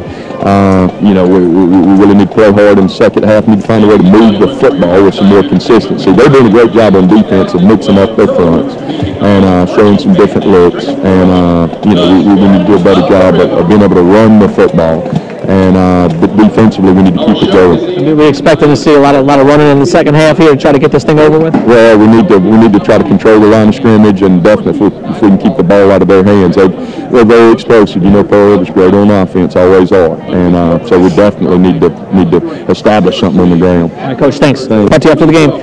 Bill, down here, not a lot of emotion really. Very businesslike. A couple of field goals and a pick six. You'd expect a little bit more maybe with the big rivalry going on, but it's really more of just a business approach down here by Gulf Coast. And I mean, they really come out and shut down this Pearl River offensive attack. They really have a good pass rush on Dylan Favre tonight. He's been running for his life as he's trying to get the Wildcats back in the game. But yeah, you're right. The electricity we usually feel in this game, I haven't really seen it so far. But maybe that'll amp up in the second half. Yeah, I mean, there haven't been any real big plays, no long runs. I mean, Daquil Williams' touchdown pass reception was a really great job for him to get over there and make that catch.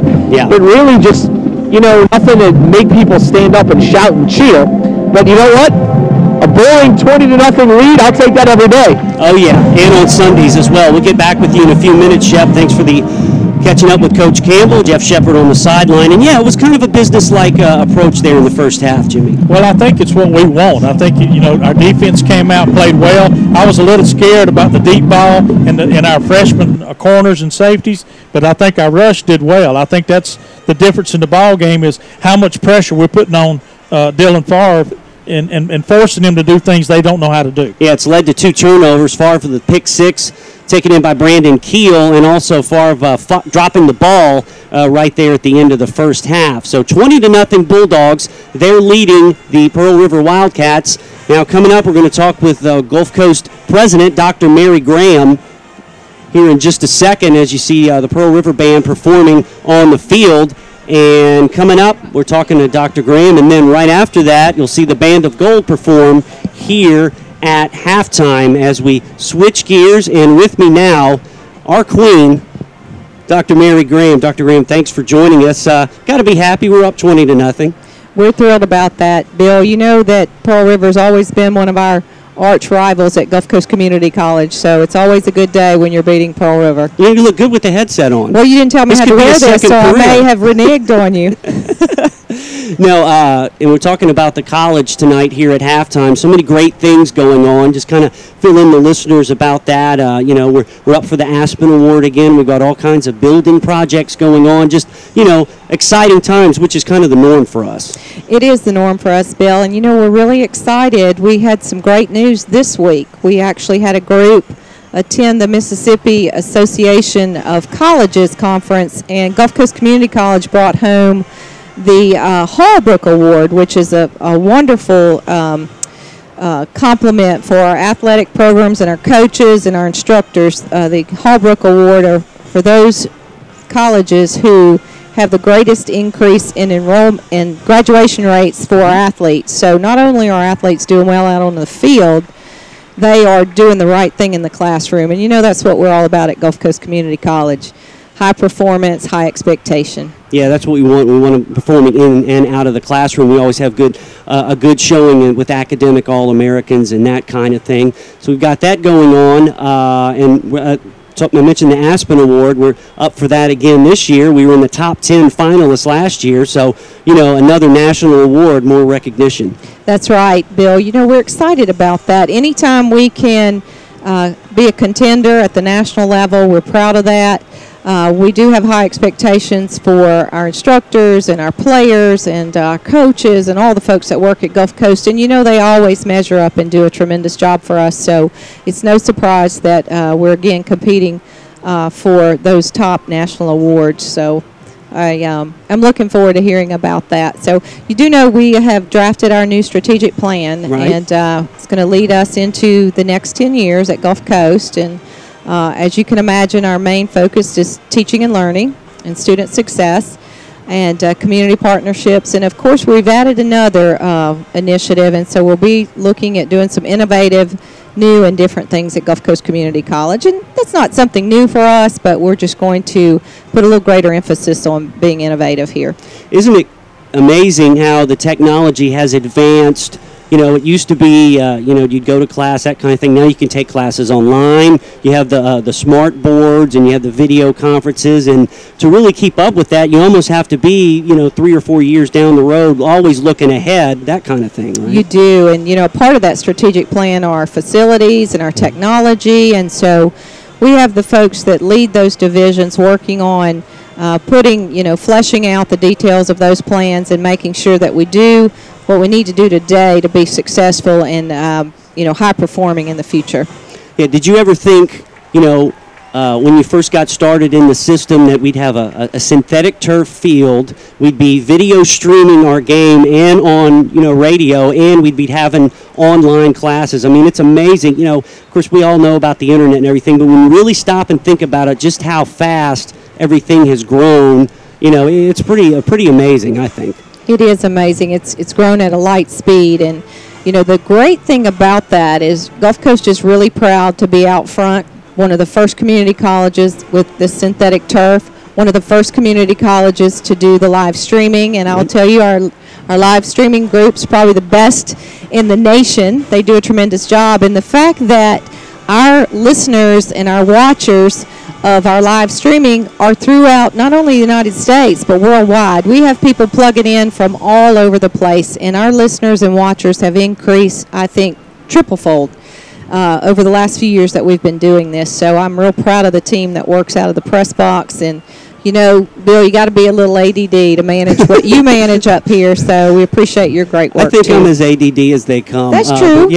We've had people from, gee, thanks for that endorsement, I guess. That's a compliment. That's a good thing. Multitasker. That's right, yeah. Oh, that's the thing. That's a better thing. We all are multitaskers these days, but you're talking about worldwide. I think we had someone from Vietnam watching last year, someone from Italy, one of our earlier games, and, you know, people in Oregon. Who would think that someone in South Dakota would be online watching, you know, one of our football games? But when you're constantly ranked in the top 10, I guess, you know, people want to check it out. So that's kind of a cool thing, too. That is a cool thing, and I will encourage our listeners and our watchers to make sure that just because you're in another state or in another nation, for that matter, you can still join our Bulldog Club and also be a part of our Junior Bulldog Club. And we have the most members that we've had that have been a part of that Bulldog organization, and they support our athletic programs, everything from band, cheerleading, and all of our 10 intercollegiate sports. And so if you're out there listening, we would encourage you to join that great support group. We're always looking for new members. That's right. And speaking of support, coming up down the road at the end of the month,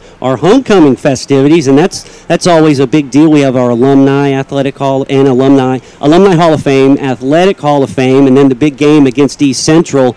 And you know, it truly is a college homecoming here. It's just a full day of events, a full week of events, really. You know, we have the golf tournament on Friday, and that's always fun. And there's always, you know, it's neat, always great participation. We get people, you know, from all over the region and the country coming back to celebrate homecoming. You're right, and it's so wonderful to get to celebrate that. And the feature group this year will be our Phi Theta Kappa members. So again, if any of our audience, if you served in the Phi Theta Kappa or were a member of Phi Theta Kappa and served as an officer, we'd love to have you back on campus. We're having a reception the morning of homecoming, and as you indicated, we have a chapel service to kick off our day. And so Bill, you're right, it is just a really remarkable day. We usually have high attendance, but the great thing to listen to are all the great stories from our Hall of Famers and our individuals that have attended Gulf Coast and have great memories of when this institution was Perkinston and the agricultural high school. And you know, we've been celebrating our 100 years, and that's come to fruition, and now we're moving into the next decade, and so we're really excited about celebrating homecoming and looking forward into the future. That's going to be on October 27th when East Central comes to town. Of course, that culminates with the game at 2 o'clock. We're visiting here with Dr. Mary Graham, the president of Mississippi Gulf Coast Community College. Now, Dr. Graham, I'm going to throw you a curveball here. I understand you've done some play-by-play before in the past, so I was thinking maybe, you know, it gets, you know, the long hours. I was thinking maybe you could call part of that game. You think you're up to that? I don't think so, Bill. I'll let you handle that. You do such a beautiful job. Thanks, Bill. Well, you know, I gave you a shot anyway. We were talking about multitasking. Coming up, we've got our Band of Gold entering the field. And how about the halftime show this year that they've put on when they come into the stands doing that Frankie Valli song? And that just, you know, adds to the atmosphere. I'll tell you, Dale Trotter does a great job, and the assistant band directors. Every year they get better. They're a remarkable band. But the great thing about our Band of Gold is they have a great time. They enjoy wowing the audience, and every year they do something extraordinary to change the show and to make it really remarkable. And this year they've added this red flag display, and it's just something to see. So, folks, get to a game if you can and watch it on our live streaming. It's terribly exciting. It certainly is. Thank you, Dr. Graham, for hanging out with us. I'm telling you, you do look good. You look good in the headset. No more of these. No more of these. It's great. Thanks for joining us, and enjoy the second half. What do we need to do? You think we need to keep running it, or do we need to throw it, or get after Dylan? Or throw. We need to throw. We need to put some more points on the board. That's what we need. I think that's the best option we have. All Thanks right, a lot. thanks, Bill. All right, Dr. Mary Graham, our president of Mississippi Gulf Coast Community College, giving us kind of a state of the college check-in here at halftime. Thanks, Dr. Graham, for being here. Sure, glad to do it. All right, thanks a lot. And next up, our Band of Gold, as you heard Dr. Graham talking about it. They're entering the field doing our halftime performance, and it's always a showstopper. So we're going to turn it over to Del Trotter and the Band of Gold and let you listen in on tonight's halftime show with Gulf Coast leading 20-0 over Pearl River.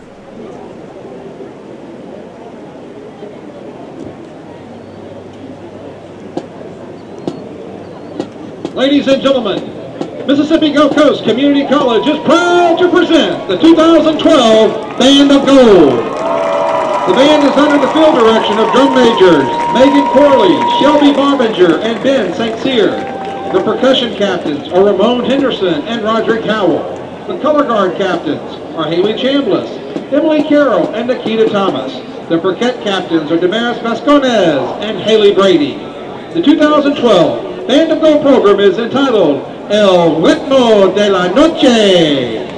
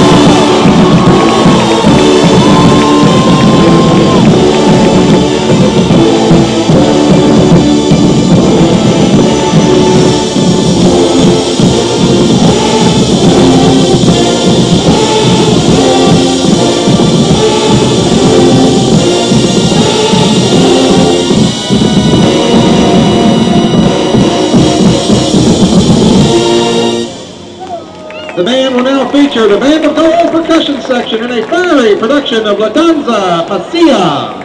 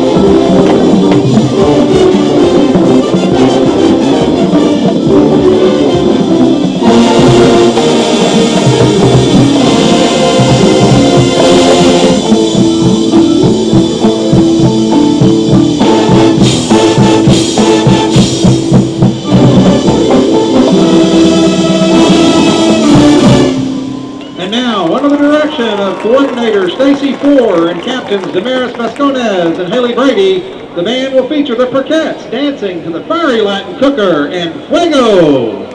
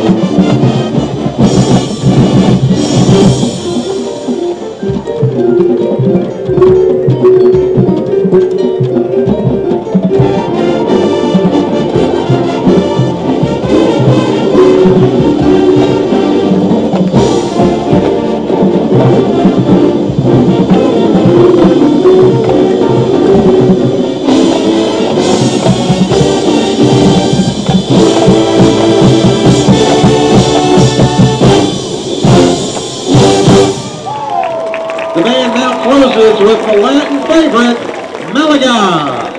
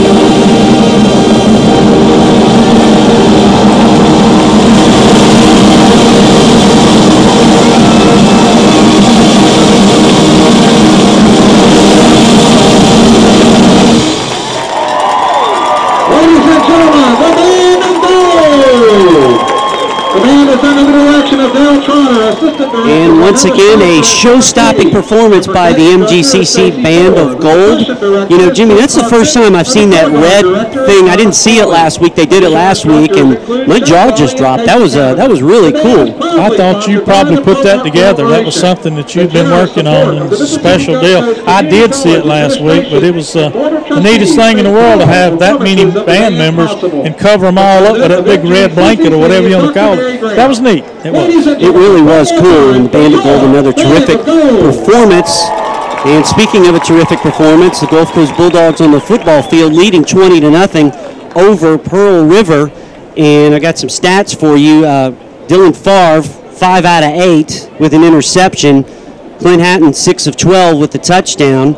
The stats, nothing to really jump out at you, as Shep talked about and we talked about. A very business-like first half for the Bulldogs, and you kind of wonder, you don't want that second half lull that we had. We didn't have it last week, but some of the other games, that was prevalent. Hopefully that's not going to happen here against your arch rival, the Wildcats. But they get the ball when we start here in the third quarter, so you know how it dictates what's going to happen in the second half is what changes they made in the dressing room, what they're going to try to do to our defense on offense. So, you know, Favre, he's got an arm, he's got receivers and weapons, but the problem he's had tonight is pressure. Yeah. They have really turned it up, and we're only doing it with 3 down linemen and 1 linebacker. We're shooting a linebacker or a safety, so we're only doing it with 4 guys, so that gives us max coverage in the secondary. I really don't know what Pearl River can do to offset what Gulf Coast has already shown them. They've shown them so much speed, and that their ability to get to either quarterback, either one they had out there, you know, put the running quarterback out there, that didn't work, and they put Favre out there, they're not giving him time to throw the ball. So I don't know, Bill. If we're not in a lull when we come out, if we're fired up, I look for the Bulldogs to keep this clock just keep on rolling. Now, I don't look for us to do a whole lot of special things. I think that you're going to see a whole lot of Steve Campbell football here in the second half. You're going to see a lot of different running backs. Yeah, especially when you play a spread offense, a quick strike offense, because, you know, through some of those, if Dylan gets time, he can find his receivers. He's proved that. He proved it at St. Stanislaus, and he's proved it when he's had time this year with Pearl River. So that'll be fun to watch in the second half. Pearl River gets the ball first. They're down 20-0 to Gulf Coast, and I know we've said it a couple of times, but we were up 20-0 over there a couple years ago. Next thing you know, we're in a dog and cat fight, if you will, in overtime. So you never know with this rivalry, but so far so good for Gulf Coast. Stephen Broccoli, who's kicked 2 field goals tonight, is teeing it up at the 35, and we are about to crank up the third quarter with Gulf Coast leading 20-0. It'll be interesting to see here in the second half what some of these other teams across the state are doing. We're going to be watching those, and also the big high school game highlighted tonight with Picayune and Pascagoula going on. Yeah, last report, I believe Picayune was up 14-7. I'm going to try to get an update here in just a second. If y'all would see Bill in this press box, he's a man of Dr. Graham was talking about multitasking. That's what we do. I think I might be able to get some scores. My internet's been acting weird. Now, taking it at the goal line, bringing it out to the 20 and out to about the 22-yard line is Jeffrey Dyson, a defensive back, and he's brought down and shaken up a little bit. And that's where Pearl River will start. Once again, terrific special teams coverage by the Bulldogs. Well, Pearl River's going to have to see what they got. They're starting down at the 22. Let's see what changes. They won't change formations, I'm sure. They've been running trips to one side. That's what they got right now. They trips to one side. Now one walks off. But they've been running trips and doubles all night long. They do keep him some protection back there right now. So 1st and 10, the first play of the second half from the 22. Coach Campbell trying to get the crowd going. Now they give inside. That's Cheeto Johnson, and he runs it across the 25. A short gain by Johnson. We were talking about how it wasn't really electric here, the atmosphere, very business-like, I guess, and corporate or whatever, if you will. And Coach Campbell trying to get the crowd into it. He knows what's at stake here. Yeah, it's these guys have got a 1-1 record. We got a 1-1 record, so you got to play all these South Division games, and this one's real important. 2nd and 6 after the 4-yard gain by Johnson. They give on the sweep to Woods. Woods cuts it across the 30. Woods is in the open. Woods all the way out to the 45. Dawson Wells saved a touchdown that time, but a big run by Sean Jones. He got free on the sweep, and Pearl River is in Gulf Coast territory. That's not something we can allow. That time Travis Taylor came inside, the sweep went outside him, and once it got into the secondary, he turned in the afterburners, and he can fly. Dawson Wells saved a touchdown right there. Good job by the sophomore. Pearl River set up 1st and 10 at the Gulf Coast 44. Now coming in motion is Holder. Holder takes it on a sweep. He's got room to the 40 and hit down at about the 36. Josh Keys coming up to put a stick on Holder, but at the end of the first half and here, the Wildcats are starting to find some running room with some sweeps. Sweeps and that dive right up the middle. The dive didn't bring them much, but it caught the Bulldogs.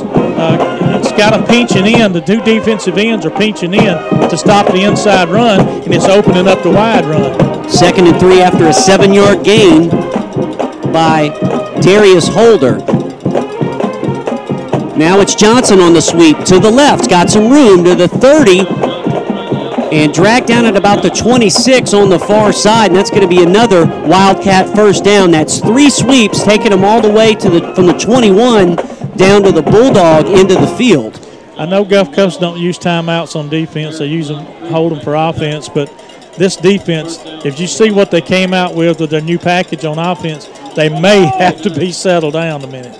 1st and 10 Wildcats from the Gulf Coast 29. They're trying to get on the board for the first time tonight. Now the sweep, Holder going right across the 25 and dragged down, I believe, by Nigel Green after a short pickup. Well, there's nothing fancy, Bill, what they're doing. They just kind of running the offense that we run, putting a man in motion and handing it to him, wanting a block or two on the outside to get him a seam to run through, and they're getting anywhere from 5, 6, 8 yards a pop. 2nd and 5, a 5-yard gain by Holder. Let's see if they run the sweep again. It's worked so far on this drive. Coming in motion is Woods. This time the handoff to the running back, dragged down by Warren Conway, but Cheeto Johnson down to the 20. Will bring up a 3rd and short with 12:14 to go in the 3rd quarter, and the Bulldogs leading 20-0. Well, it's kind of the lull that we talk about. Even though they changed their offense attack, Bulldogs completely replacing their defensive front right now. Northwest leading with Delta 21-7 at halftime. Northwest, the number 4 team. Now another sweep. It's Woods. Sean Woods is pile-driven by Finished Armstrong. That was a WWE move as Armstrong stopped Woods. Look at this. Now that, he's coming off the block and laying the wood.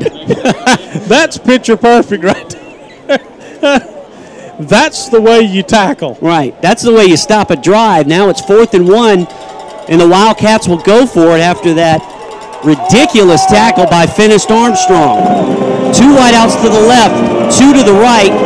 Johnson to Favre's right. They're bringing Holder in motion. The fumble, and the Bulldogs kick it around. It goes backwards and finally picked up at the 35, and Gulf Coast stops the drive. The 3rd turnover is picked up by Nigel Green.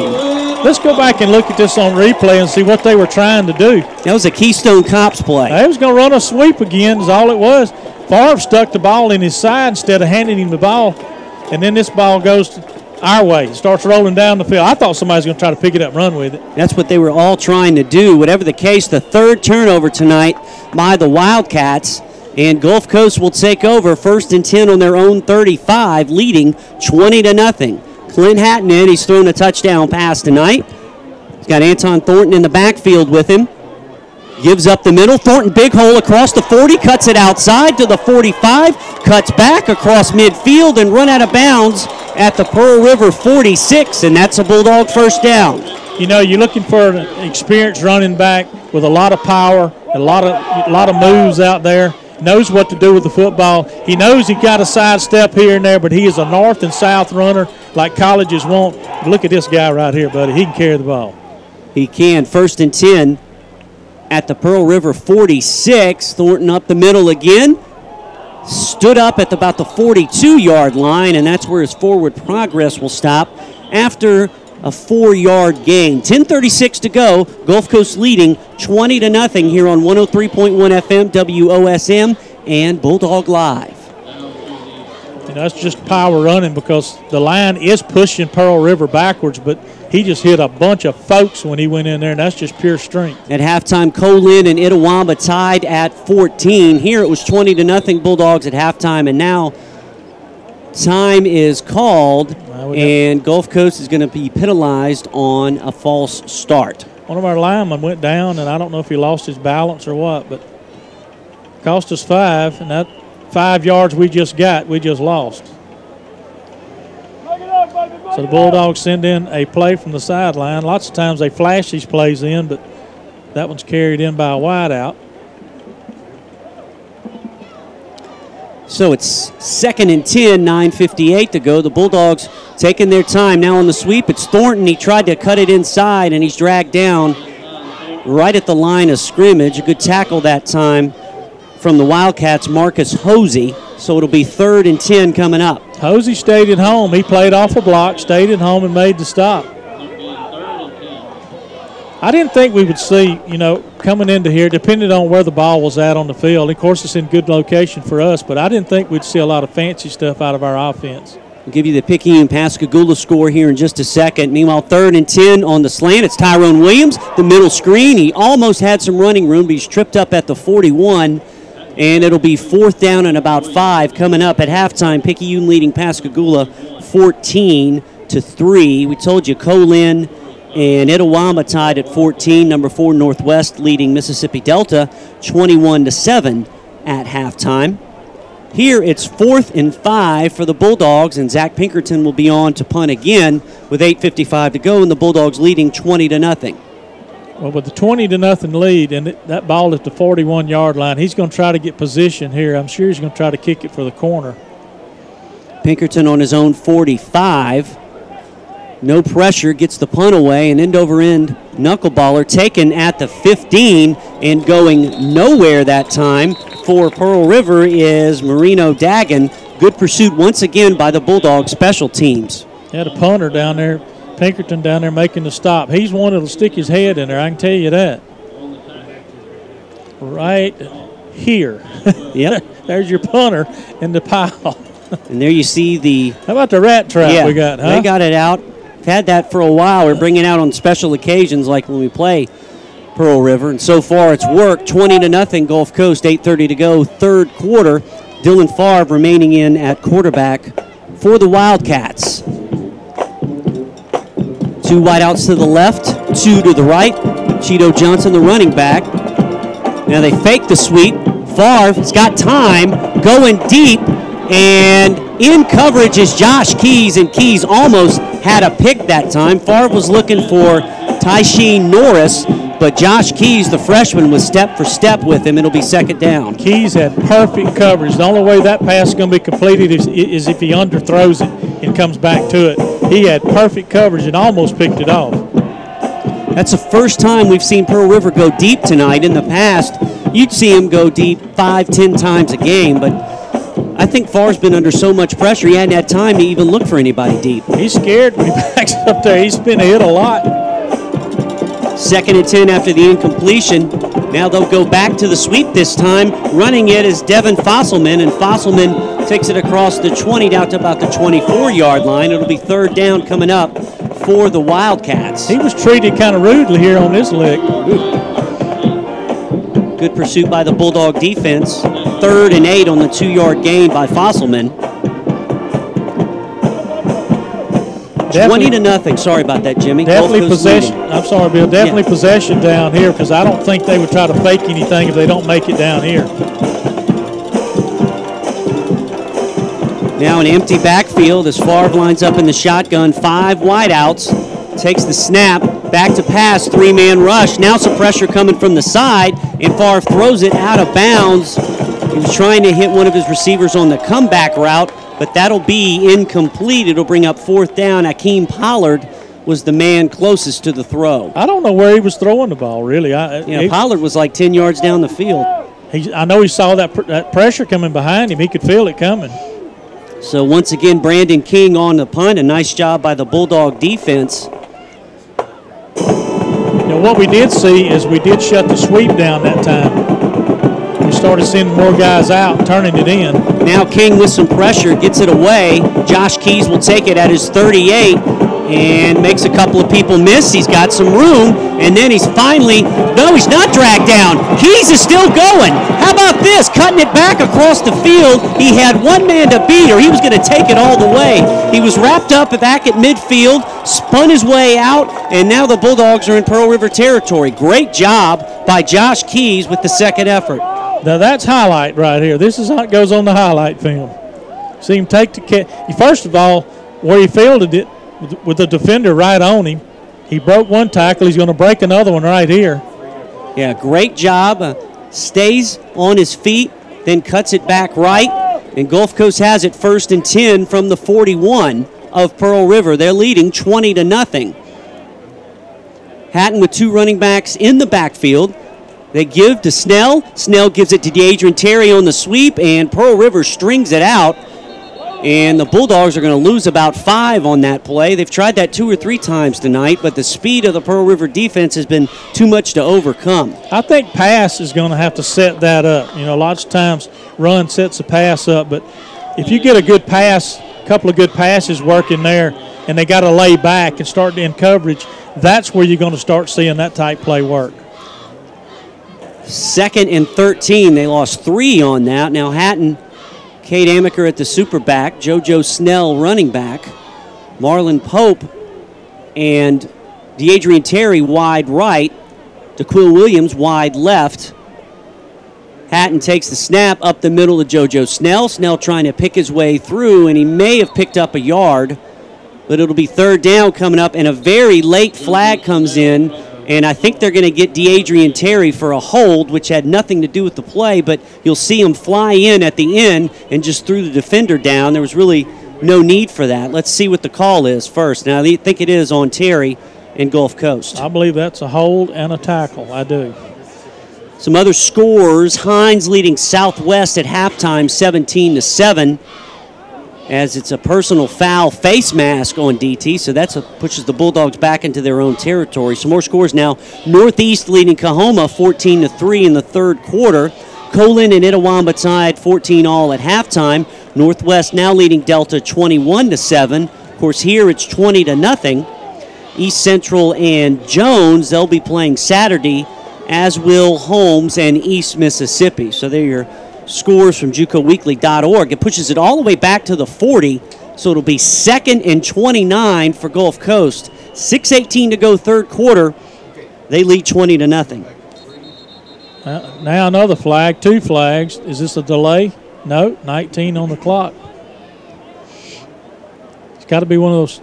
Illegal substitution. They're going to get some of it back. They got 5 back anyway. So it'll be 2nd and 24. Still a half mile, but now at least you can see where you're going. We got to go to the 31 of Pearl River to get a 1st down, and it's on the Bulldog 45. And you hear the background noise or lack thereof. As we said, the crowd's really not into this either right now. 5:59 to go 3rd quarter. Hatton throws the quick out to DeAdrian Terry. Terry out to midfield, gets a little bit of the yardage back. It's still going to be 3rd and maybe 20 coming up. But, the one thing that's going on here, that clock is running. It's already down to 5:41 in the 3rd quarter. And when you got a 20-0 lead, you want that clock to run. As long as you got your offense out there and you're moving the ball, of course, this is tough right here. You hadn't got many 3rd and 20s in your playbook. To be exact, it's 3rd and 19. Ball right at midfield. Hatton back to pass. Steps up in the pocket. Surveys. Now is going to run it at the 40 to the 35 and dives to the 30. And Clint is very close to a Bulldog 1st down. He got it. He looked downfield, didn't have anything, made one defender miss. A great job by Hatton keeping his cool. That's a sophomore for you. Yeah, that definitely is. He didn't want to force anything downfield, and he got just that last lean right there, got the 1st down. So we do have a play in our playbook that gets you 3rd and 20 or 3rd and 19. You roll out Clint, let him look downfield, and then juke a guy and run it. 1st and 10 from the 30 after the run of 20 yards by Clint Hatton.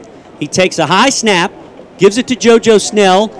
That's Thornton down to the 25-yard line, and Thornton will weave his way for 5 yards. You know, we hadn't seen Nettles since we came out here in the second half, and I don't know if he's done for the night. I was looking up down the sideline, but it's hard to see with all those players. But he hasn't been on the field to carry the ball yet. 2nd and 5 from the Pearl River 25, 4:28 to go, and the Bulldogs enjoying a 20-0 lead on their arch rivals. 2 running backs in the backfield with Hatton, who's in the shotgun. Takes the snap. This time it's Eli Hughes. Hughes across the 20, breaks loose to the 15, run out of bounds at the 11.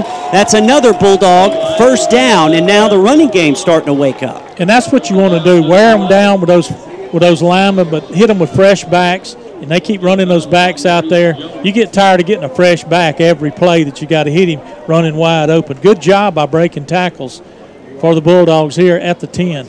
Hughes and Thornton in the backfield. Wide out split to the left and to the right. 1st and 10 from the Pearl River 11. And now, before the snap comes off, flags fly. Well, if this is against us, we have been our own worst enemy on this drive right here. Did you see a flag? I didn't see a flag. I'm wondering if somebody called timeout. I don't see any flags on the field. They having a gathering. What do we have? A timeout by somebody. Maybe an official's timeout. Let's see. Well, they're all coming to the sideline. It's this line judge coming over to talk to Coach Campbell, and I guess it was a timeout called by the Bulldogs with 3:57 to go here in the 3rd quarter. Coach Campbell talking to these officials as if he didn't call a timeout unless one of the players in there called for one. Somebody called the timeout. Somebody did. If not, they got blamed for it, didn't they? Maybe it was Shep down on the sidelines. He's sneaky like that. Blame it on him. I think I will. He didn't like the alignment they had there at the 11-yard line. Well, while we got a minute, did any of your teams get in baseball playoffs? The Braves did, and you know what? They're going to be my dark horse to win the World Series, Jimmy, because I think Chipper's going to lead. He got him to this point, and I think this is his last hurrah. I think they're going to go out and try to win it for Chipper. That's what I think. And they should pitch Chris Medlin every game because he doesn't lose. he don't lose. You're right. Chipper had a great year. Playing 19 seasons he played and going out terrific. On just a great year. It's you don't realize it, but we've been watching a Hall of Famer. Now back to action. 1st and 10 from the 11. That's Hughes cutting inside. Hughes to the 5. Eli Hughes, second effort, breaks out of the pile, touchdown Bulldogs. How do you do, Eli Hughes? Well, he kept following his blockers. His offensive line kept going. They didn't give up on their blocks. They kept churning. Watch this coming through here on the replay.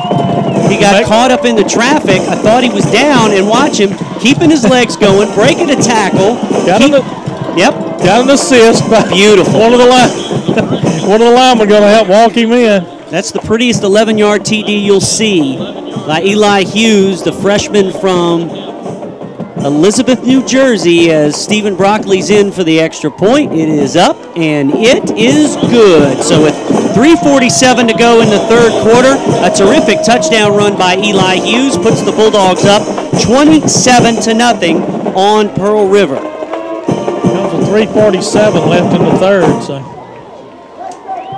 The baseball playoffs get underway tomorrow. The Wild Cards go at it. How about the A's coming back to win the West over there against Texas? You know what I think it is? It's those gold 1970s. Have you seen those they wear?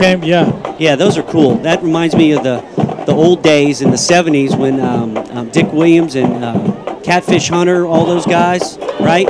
You know, that bunch was 11 games out. Right, that's crazy. They came out from 11 games out, came back, especially with a team like Texas in their division. I have to say, the surprise team to me is Washington, and they're pretty strong. Washington's any other year, I'd be on their bandwagon, but, you know, of course, they're in the same division as the Braves. Yeah, but Washington, that's a great story up there. Baltimore in that one-game playoff with the Rangers tomorrow. Buck Showalter, the former Mississippi State Bulldog, at the helm for the Orioles. Now the kick by Broccoli taken at the 6, and laying the hammer is Josh Keys on the special teams. Jamal Hall got keel-hauled by Josh Keys. Wow. That put a wasp sting in your helmet, I guarantee you. Yeah, just replay right here. The wall had a head of steam. Turn it to the sideline. Watch here, right about the 18-yard line. There is a picture-perfect tackle. That's exactly what that was, and the Wildcats are going to start at the 18. Josh Keys has had a heck of a game tonight on special teams and in the secondary for Gulf Coast. 1st and 10 from the 18 for the Wildcats, but they're in a big hole, down 27-0 on the road. Coming in motion is Woods. They give it to him on the sweep, trying to get outside, but he can't. Walking him down is Deshae Williams, and that'll be a 3-yard loss. Williams got out there and got pursuit. As I would have said, we're stretching that sweep out more and more, giving time for pursuit to catch up. That's what happened there. They're going to have to go to something else. I believe the Bulldogs and Steve Davis has caught on to that. He's seen that enough. 3:16 to go. The Bulldogs up big, 27-0 on Pearl River. Now Favre with one running back in the backfield, 3 wideouts to the left and 1 to the right on 2nd and 13. Favre takes the snap, 3-man rush over the middle. Pass is dropped by Cheeto Johnson. Oh, give me a break. We got a personal foul flag coming in. That's no good. That's just bad. Watch the replay. Johnson drops it, and coming in late, I think that was Finnest Armstrong. But whatever the case, yeah, you could call that a ticky-tack call, but the Wildcats will get a first down on that. I told you this crew is very by the book. Well, I do agree that it was late. You know, the ball was already out of his hands, but he really didn't go through him. I mean, he just kind of glanced off of him. Yeah. It wasn't a real hard shot.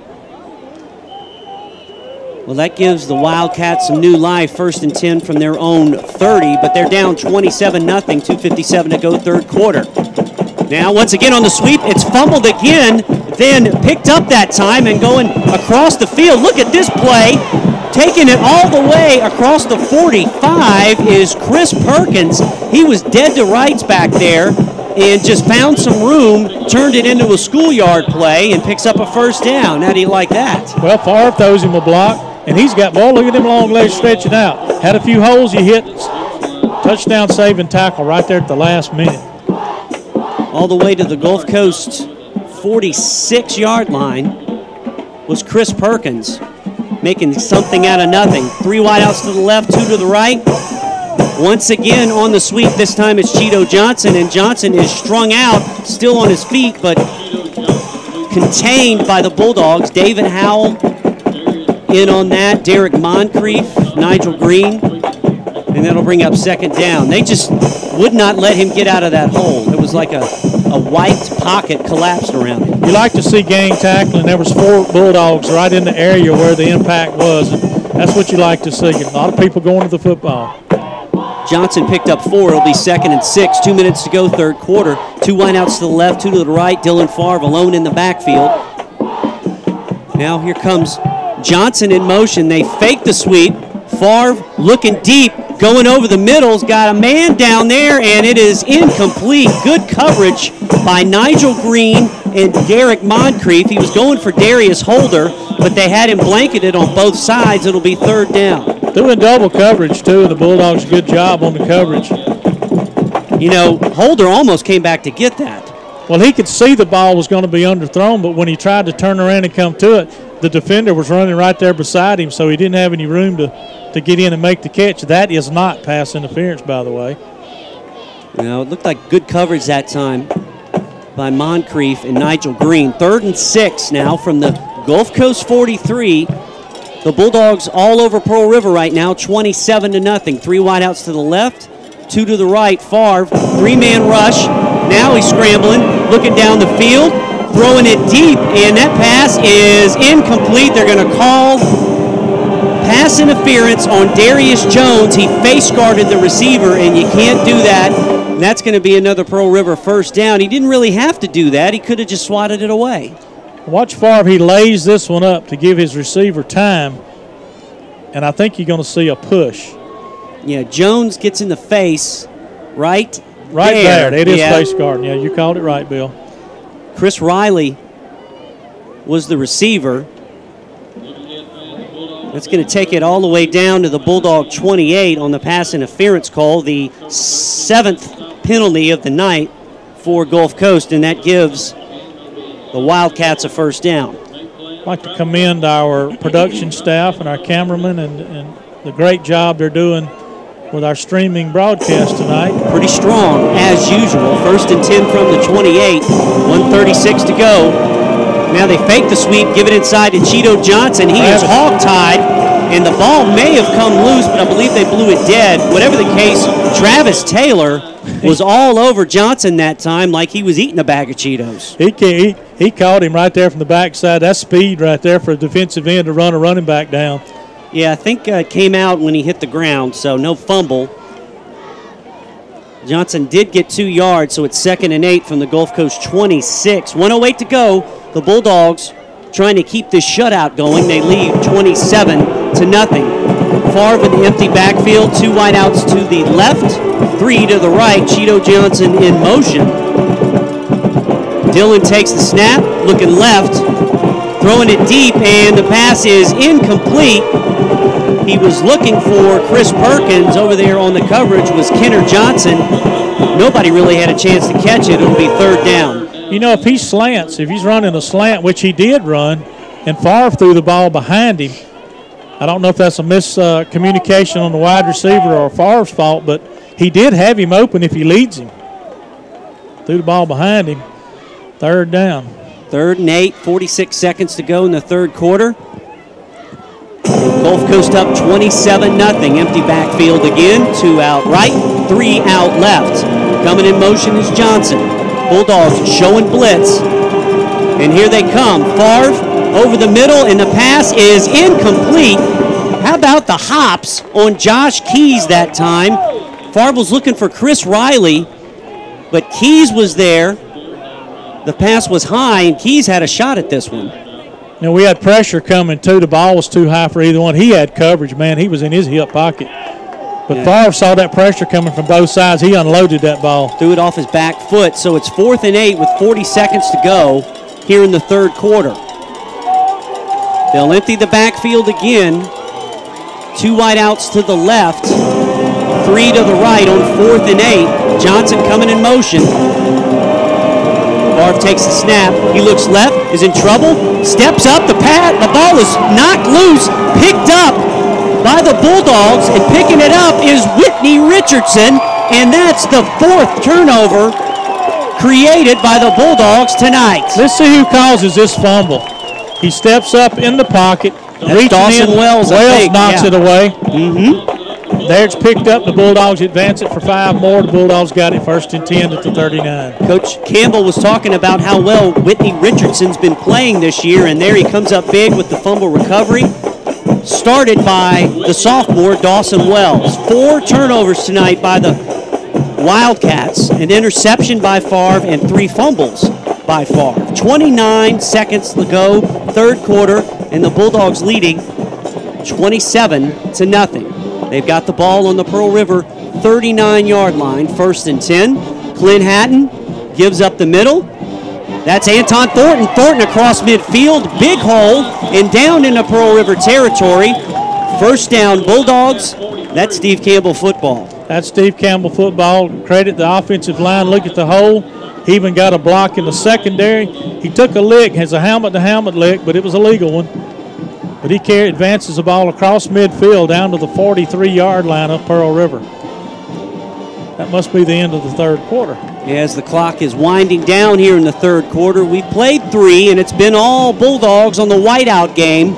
It's been a blizzard of mistakes for Pearl River as Gulf Coast leads after 3 quarters, 27-0. over the Pearl River Wildcats. We'll take a quick 30-second break and reset and get ready for the final 15 with Gulf Coast leading 27-0.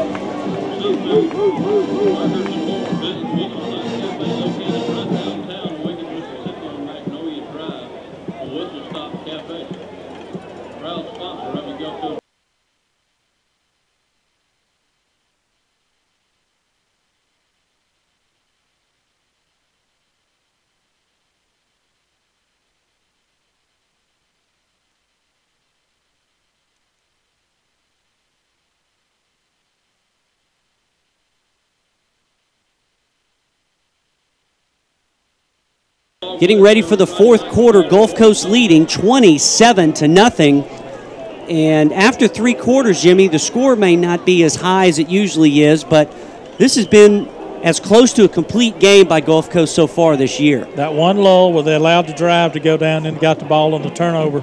Other than that, the Bulldogs, they've been almost flawless. 1st and 10 from the 43 of Pearl River. Gulf Coast will begin action going from left to right.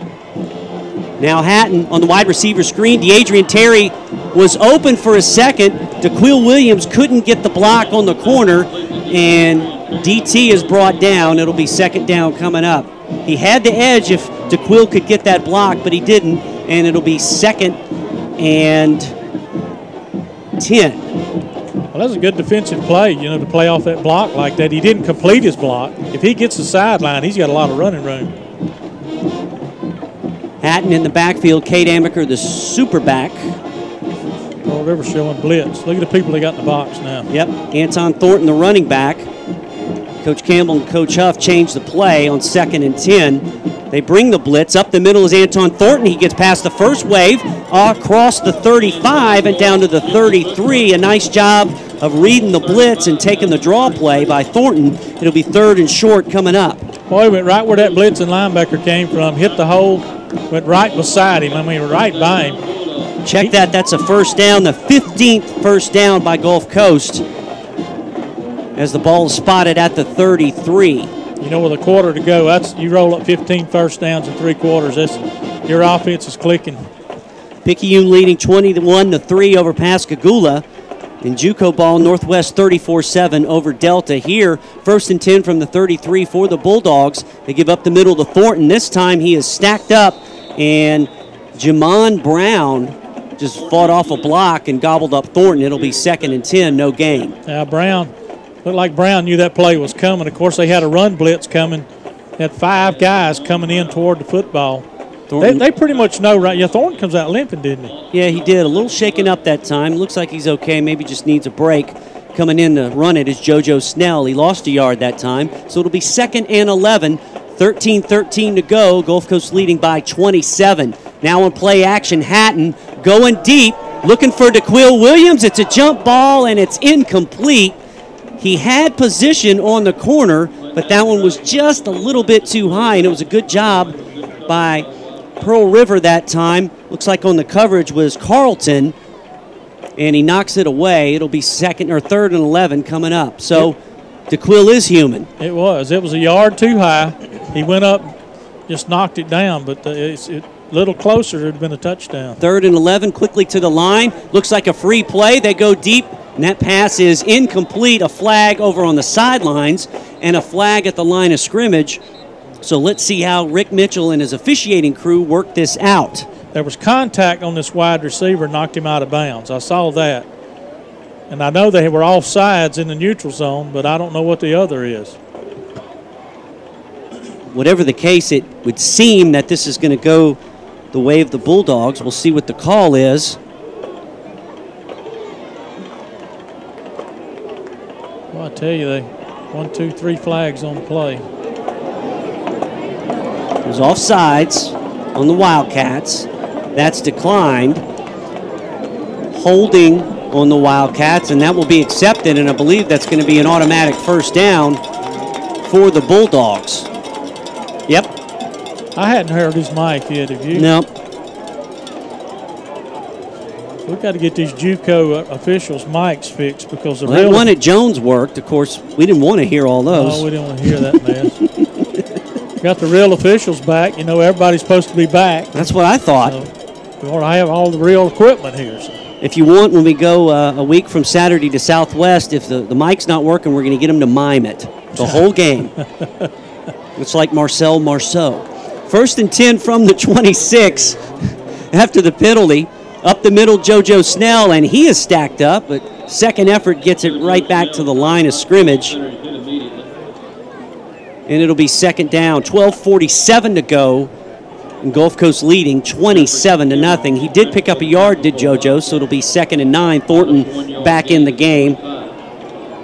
Thornton's not going to stay out long. You know why? There's too many backs down there. They all want a shot at it because they know if they don't capitalize when they get the ball, there's somebody else coming in. 2nd and 9 from the 25.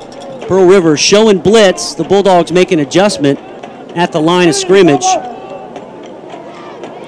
They've got a safety right over the center. And now he backs off. Thornton steps up. Hatton takes the snap. Here comes the blitz. Wide open. Tyrone Williams at the 10. He breaks a tackle and breezes into the end zone. Touchdown Bulldogs. Williams ran over Jeffrey Dyson, knocked him out, and put 6 on the board for Gulf Coast. I think he knocked him out. I want to see what happened right. Well, you can't see it. I was going to see. Watch this hit right here. Boom. That's a collision. We had a collision in the backfield, and Thornton got hit hard blocking for Hatton in the backfield, and he was slow to get up. Tyrone Williams is 6'3", 190. He put everything he had into that one. A 25-yard touchdown. You know, a 5'10" cornerback hitting a 6'3" guy with a little weight on him, it just don't add up, does it? It does not. Broccoli in for another extra point out of the hold of Zach Pinkerton. Snap is down, the kick is up, and it is good. So with 12:04 remaining, put 7 more up for the Bulldogs. They lead at 34-0 over the Wildcats. And we got some folks heading for the exit. Well, next week we go to Saturdays. Is this our last Thursday night game? I think it is for the regular season. So, Saturday games coming up. Kickoffs. What time is kickoff next Saturday, Bill? From Summit, Mississippi, that'll be a 5 p.m. kickoff. And in fact, I think the next 2 are at 5 when we go to Summit, and then the week after that we go to Colin, and I think that one's at 5 as well. So we just want to stay over there. They're right side by side. We might as well. We can go hunting. Yeah, right? Great place to hunt over there. I bet it is. Good hunting over there. Hey, I saw a truck with the Mossy Oak sticker, and I thought about you. Great boy, great. Good. Yeah, I'm trying to lock in the knowledge, you know. You hang on to that. I try to. That's historical stuff. I hope tonight's ride home will be a lot less eventful than last night's was. I'll tell you about that here in a minute as I was driving home after the soccer games. As Broccoli tees it up, let's see if we can get a shutout on Pearl River. Broccoli, that was a nice high. I know we hadn't done that in a while, have we? I don't think we have. Coming up the sidelines, I believe that's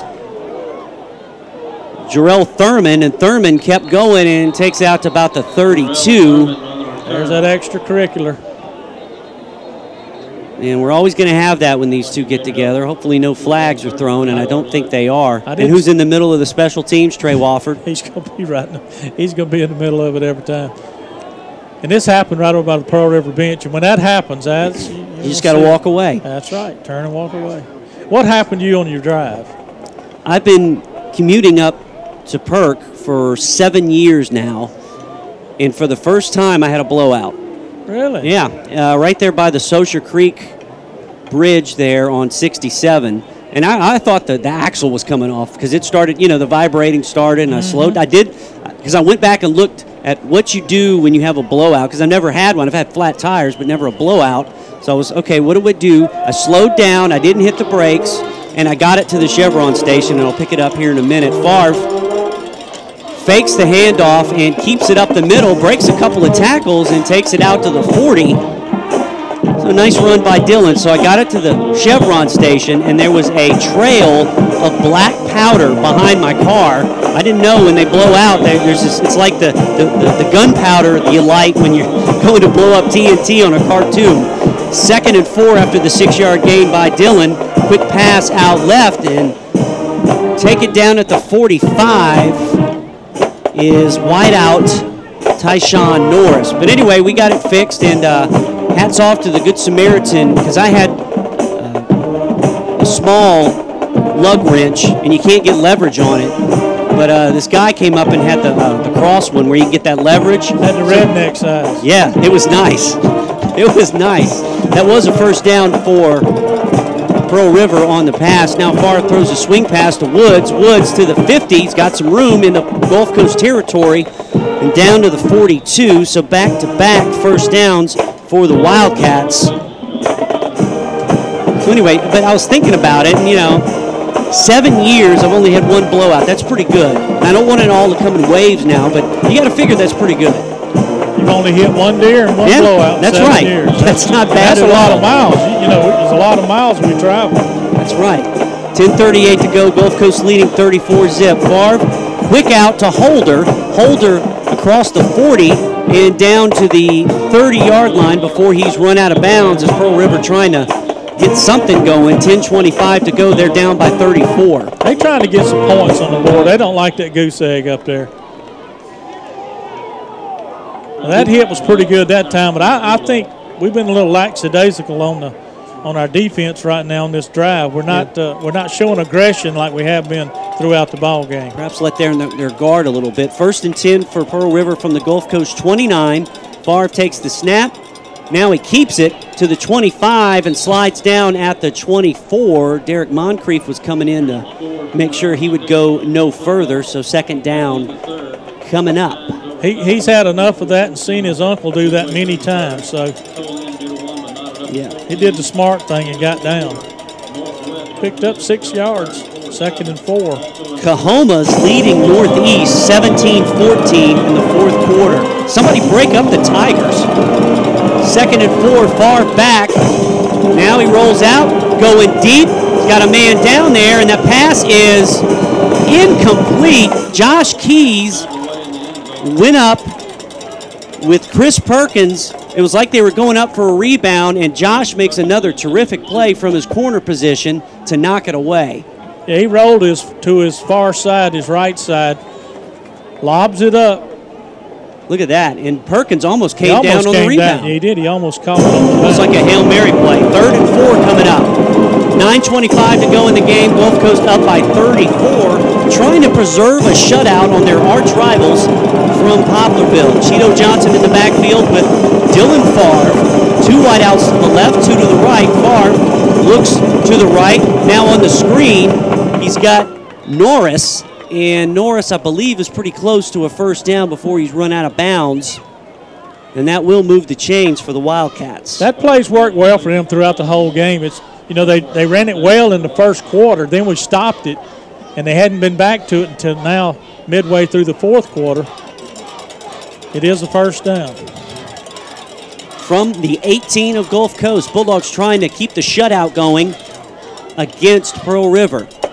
Dylan Favre looks over to Tim Hatton to see what the play call is. Empty backfield, 3 wideouts to the left, 2 to the right.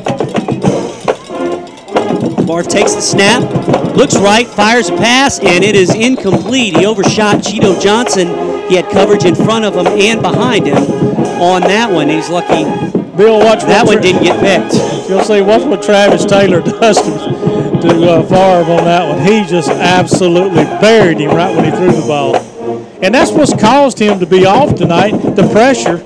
And we've used 3 down linemen and 1 linebacker or 1 safety blitz is all we've sent. And we've got to him a lot. We need to send our 3-man front over to the Saints and let Steve Spagnola coach them, because these guys are generating pass rush. 2nd and 10 after the incompletion. 3 wideouts stacked to the left. Now Favre looks right, throws it out to Johnson, and Johnson's run out of bounds at the 10. Bulldogs playing a little soft over there in the zone. Yeah, they don't want to let anybody get behind them. And Josh Keys over there and Dawson Wells knocking Johnson out of bounds. Well, 8:26 to go. It'll be 3rd and 1 coming up. Wells' motor don't hardly ever turn off, does it? He's got to run it pretty much all the time. He certainly does. 3rd and 1, 8:16. Empty backfield again for Dylan Favre. 3 wideouts to the left and 2 to the right. Bulldogs leading 34-0. Trying to keep the goose egg on the board. Favre drops back. He's got time. Now he's in trouble. Now he rolls to his left. Now he rolls to his right. And he is walked out and sacked by Travis Taylor and Brandon Keel. Travis has got the football. He caught it midair. When they knocked him down, the ball popped up. And Travis intercepted the fumble in the air. I don't know where he thought he was going. That's a 25-yard loss on the sack. He was keeping the play alive, but then Brandon Keel just sprinted in, sacked him. Travis Taylor came up with it. I guess they blew him down. Let's see, here we go. Get a cup of coffee because this one's going to take a while. You see him get away from Taylor. Here comes Keel.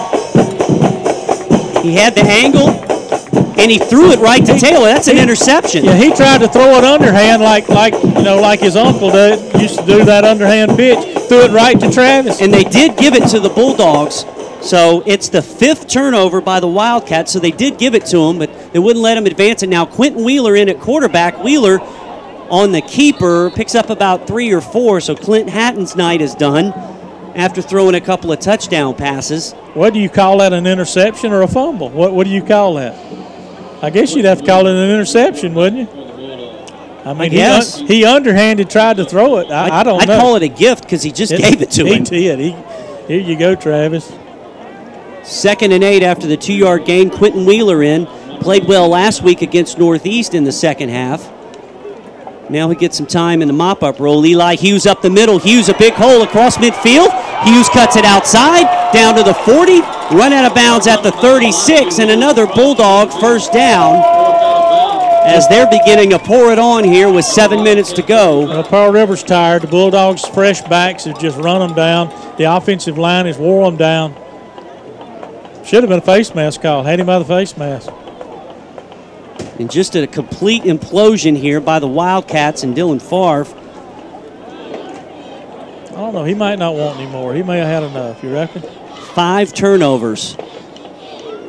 Really by Favre. He had the interception, the pseudo-interception here on the last play, and then some fumbles, 3 fumbles. The Bulldogs have taken advantage. 2nd and 8 on the 35. They give on the sweep. JoJo Snell cuts it back across the 30.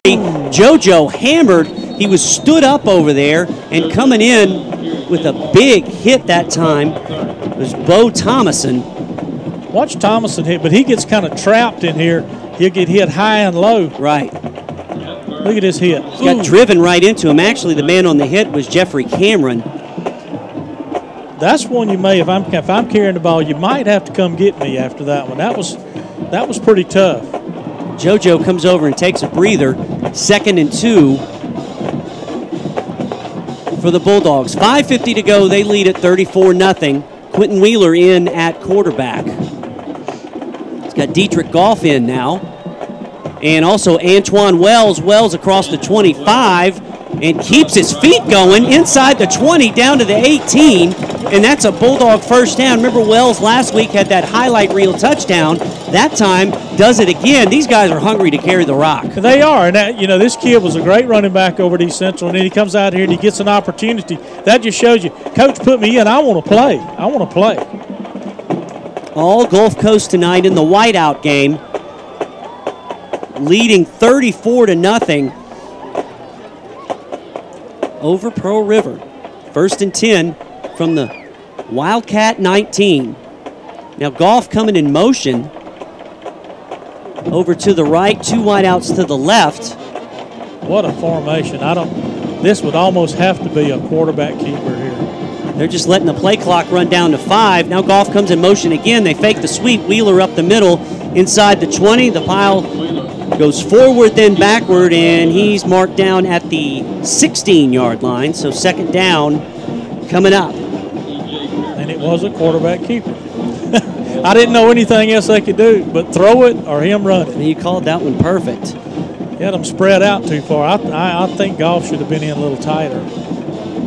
I still like that youngster. He's a big boy. I like him carrying it when he's in tight. When you get inside the red zone, he's a good one to stick it in the breadbasket too. Justin Brister and Donovan Smith in now at wideouts on 2nd and 7. Goff and Wells, the running backs, with Wheeler, the quarterback. Now they change the play with 5 seconds on the play clock.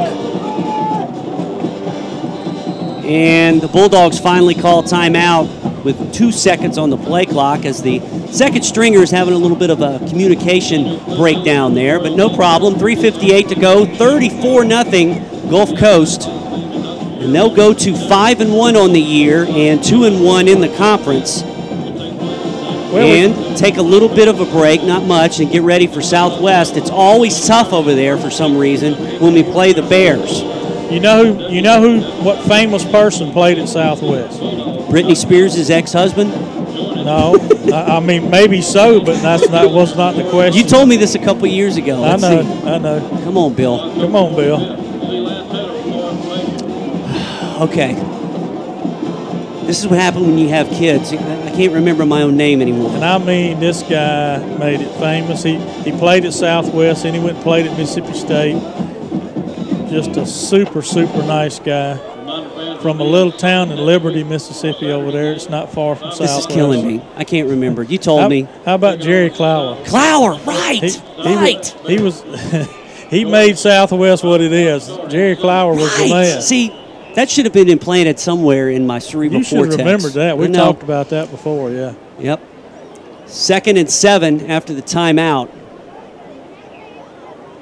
Coming in motion is Brister. Brister on the sweep. Takes it to the 15, and he may have picked up a yard. Yeah, I remember that. A couple years ago you told me. Yeah, he made it famous. Him and my dad were at State at the same time, and this is back when you could have what they called a training table where everybody ate in the cafeteria. There was athletes at the same time. Daddy said he would get up on the table and tell stories way back then at Mississippi State. Isn't that something? Oh, yeah, that doesn't surprise me at all. 3:25 to go, 3rd and 6. As we play this one out with the Bulldogs leading 34-0. How sweet it is. You come out in the white helmets, the white uniforms, and you're shutting out your arch rival. Now another sweep. This time it's Donovan Smith. Smith trying to get the corner, runs over one tackle, but then is run out of bounds. Somebody kicked over the kicking net over there, and it'll be 4th down coming up. Let's see if they send in Broccoli for a mop-up field goal or they just run out the clock. We're going to stay out there with the offense. Steve's trying to run the clock out. 2:42 to go, 4th and 6 for the Bulldogs. Well, we did move up 2 spots, didn't we? Moved up to number 10 to number 8 in the MGCCC poll. And this week's new number 1 team, actually Iowa Western was number 1 last week. They're still there. Butler at number 2, Arizona Western at 3, Northwest at 4, Scuba at 5, then Nassau, Kilgore, Mississippi Gulf Coast at 8, Snow College at 9, and ASA College at number 10. And now a timeout is called on 4th down. Try to catch you up on the scoreboard, courtesy of JUCO Weekly. You'll be able to see the highlights of this one tomorrow night on Bulldog Blitz. Our player profile will be of Brandon Keel, who had that pick 6 earlier in the game. He's another one that motor never stops. Kid gives you an effort the whole time he's out there. Keel got that 37-yard touchdown return in the second quarter to make it 20-0.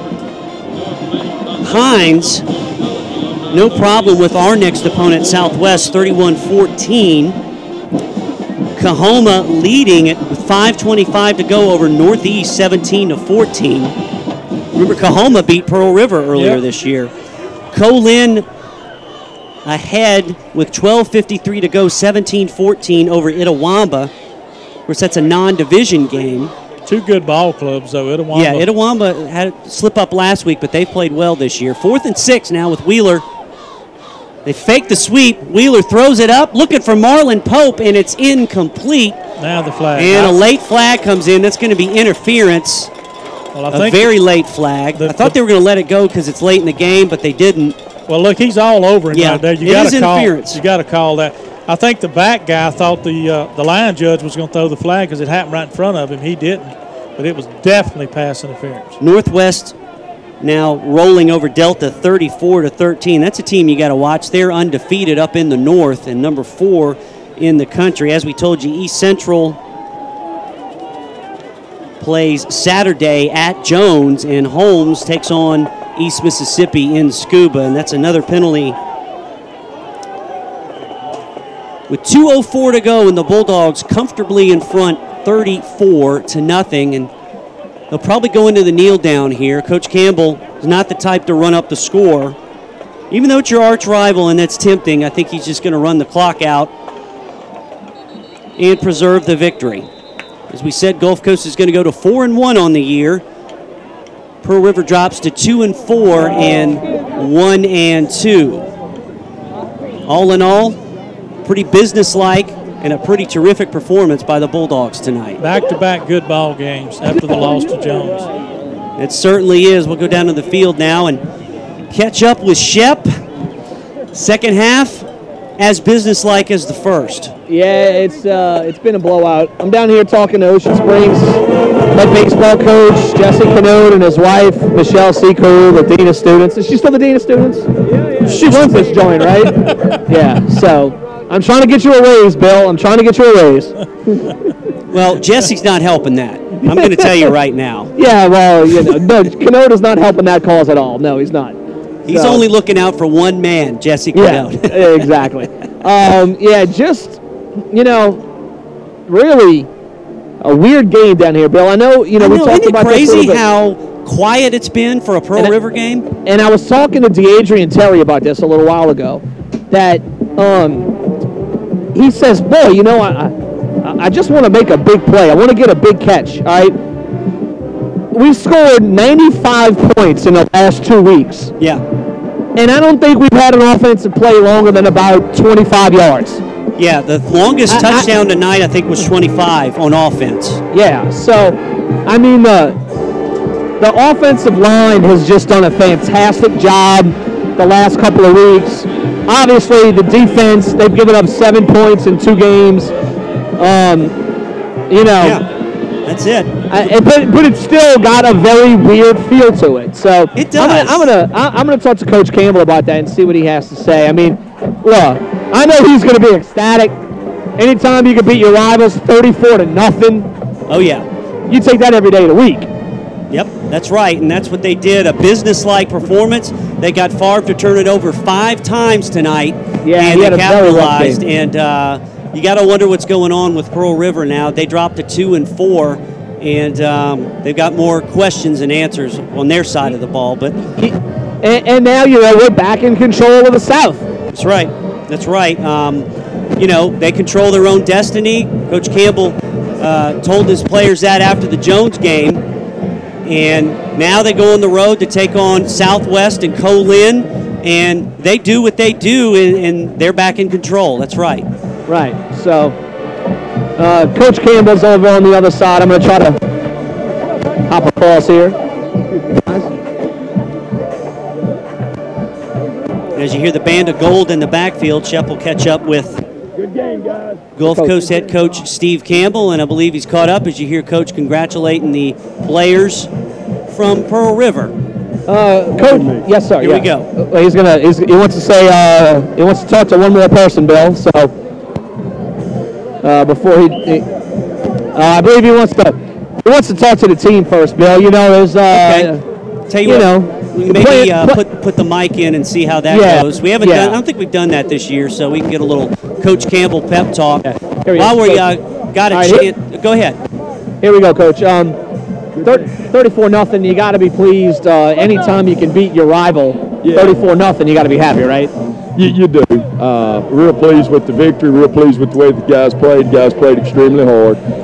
Very proud of defense. Anytime you can pitch a shutout against a Pearl River team, that's saying something. They got a lot of speed, a lot of talent, a lot of playmakers, and Coach Hatton does a great job offensively, always has. And so really proud of the defensive effort, proud of the offense for being able to manufacture some things and score some points, and great team win.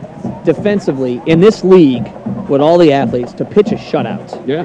I mean, that says something. It does. Our defense has gotten a lot better in the last 2 weeks. Last week we gave up 7 points. This week we pitched a shutout. So I guess what is that? 7 of the last 8 quarters, they've pitched a shutout. So that's really proud of their effort. The guys have gotten better.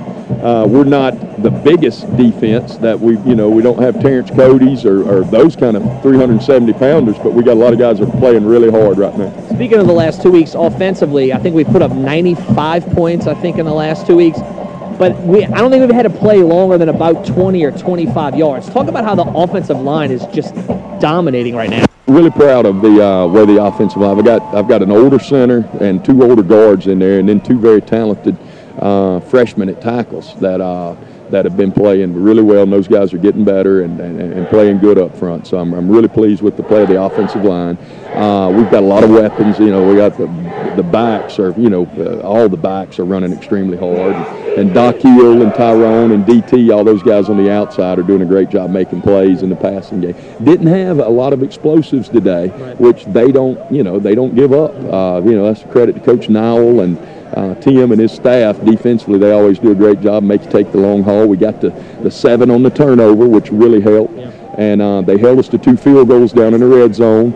I was really proud of our kicker. Broccoli drilled him when we had the opportunity. So really pleased with all 3 phases. Now you talk to the guys. I mean, they still in control of their destiny. Yeah. Control of the South, back really in control of it now with a win over Pearl River. So on the road against Southwest next week.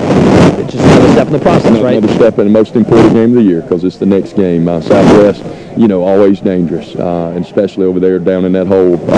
They've got a great home field advantage there, and we need to go there and play well. There'll be cupcakes or water balloons tonight? No cupcakes and water balloons. No jelly beans either? No jelly beans and rainbows. All right, no jelly beans, rainbows, cupcakes, or water balloons tonight, Bill. Jelly beans and rainbows. All right, I'm gonna follow Coach in and get the mic in there, Bill. All right, cool. Yeah, we haven't heard that this year, so let's see what he's going to say after the big 34-0 win. All 3 phases: offense, defense, and special teams.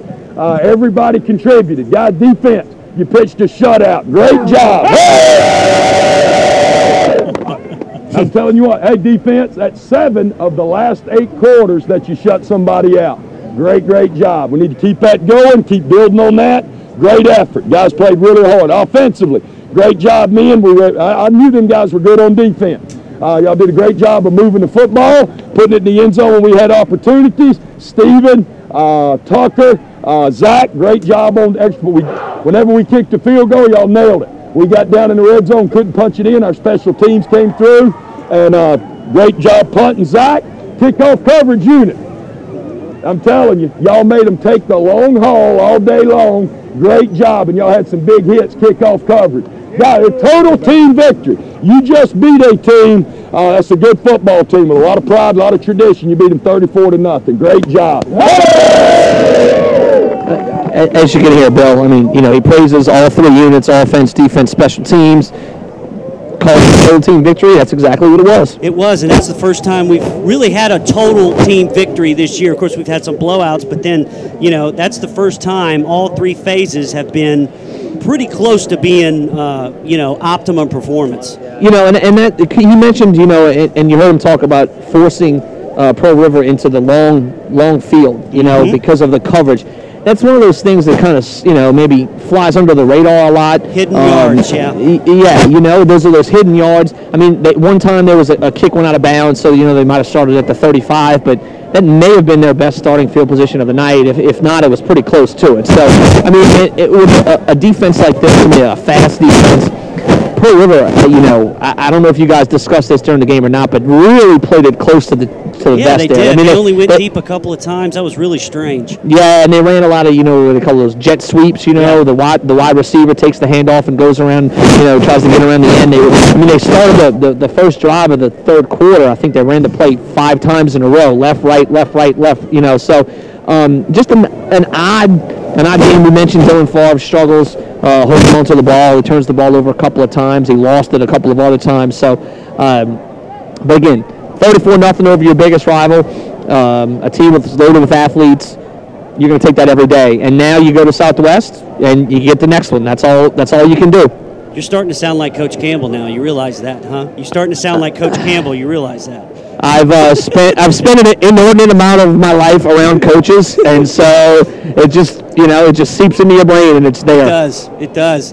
You don't know how many times I've told my kids, well, at least lately, it's not all jelly beans and cupcakes. But anyway, tomorrow night, Shep, Ocean Springs and Biloxi over in Biloxi. That should be an interesting game with Biloxi's high-powered offense. The Greyhounds have looked pretty good, and that'll be right here on WOSM. Yeah, both teams are 1-1 in Region 4-6A. Both teams losing to D'Iberville. Both teams losing to the Warriors in overtime. Yeah. Biloxi loses to them in Game 1, 23-22. And then last week, the second week of the season, in double overtime, D'Iberville intercepts a pass at the 1-yard line in double overtime to beat Ocean Springs. And I don't think D'Iberville had more than about 110 yards in total offense and still won the game. So you credit them for sticking around and Ocean Springs, kind of their own worst enemy, couldn't get out of the way. But you're talking about week 3, and you're looking at playoff seeding when it comes to Ocean Springs and Biloxi. Tomorrow night, the winner has a legitimate chance to finish second and host a game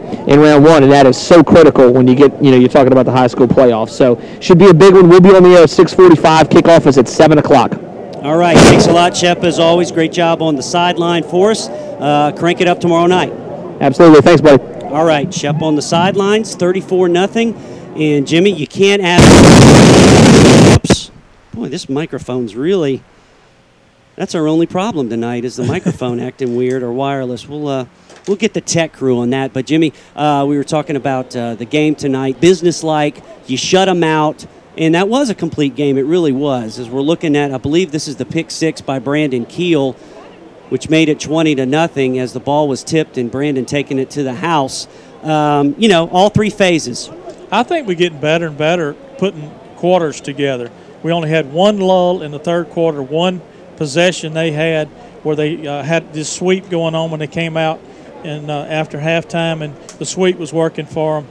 Then Steve Davis got them settled down after we got the turnover, and that was pretty much it. Pressure on Favre all night, credit the front 3 and the blitzing linebacker, but the front 3, man, I've seen the front 3 in the last 2 ball games play at a higher level than they played in the whole season long. I really think we're getting stronger and stronger, and those 3 are playing together a whole lot better than it was when we kicked the first ball game. Well, it's true. They seem to get better as the season goes on, and that's what you want if you're a Bulldog fan. So Gulf Coast wins it 34-0 now, 5-1 on the year, and 2-1 as we take a look at the DeQuill touchdown pass one more time. Another highlight reel play by DeQuill, and Gulf Coast wins it 5-1, 2-1 in the division. We take a little bit of time off then, get ready to go to Southwest. We'll be on the air a week from Saturday. Now, we won't be streaming because they don't have internet in Summit over there, or they may in Summit, but not at the football field. So we will be on exclusively on 103.1 FM, WOSM. Kickoff a week from Saturday is at 5 p.m. For Jeff Shepard on the sidelines, all our terrific streaming video crew and Jimmy Davis, I'm Bill Snyder. Thanks for watching and listening. As always, have a good night. The Bulldogs win it big, 34-0.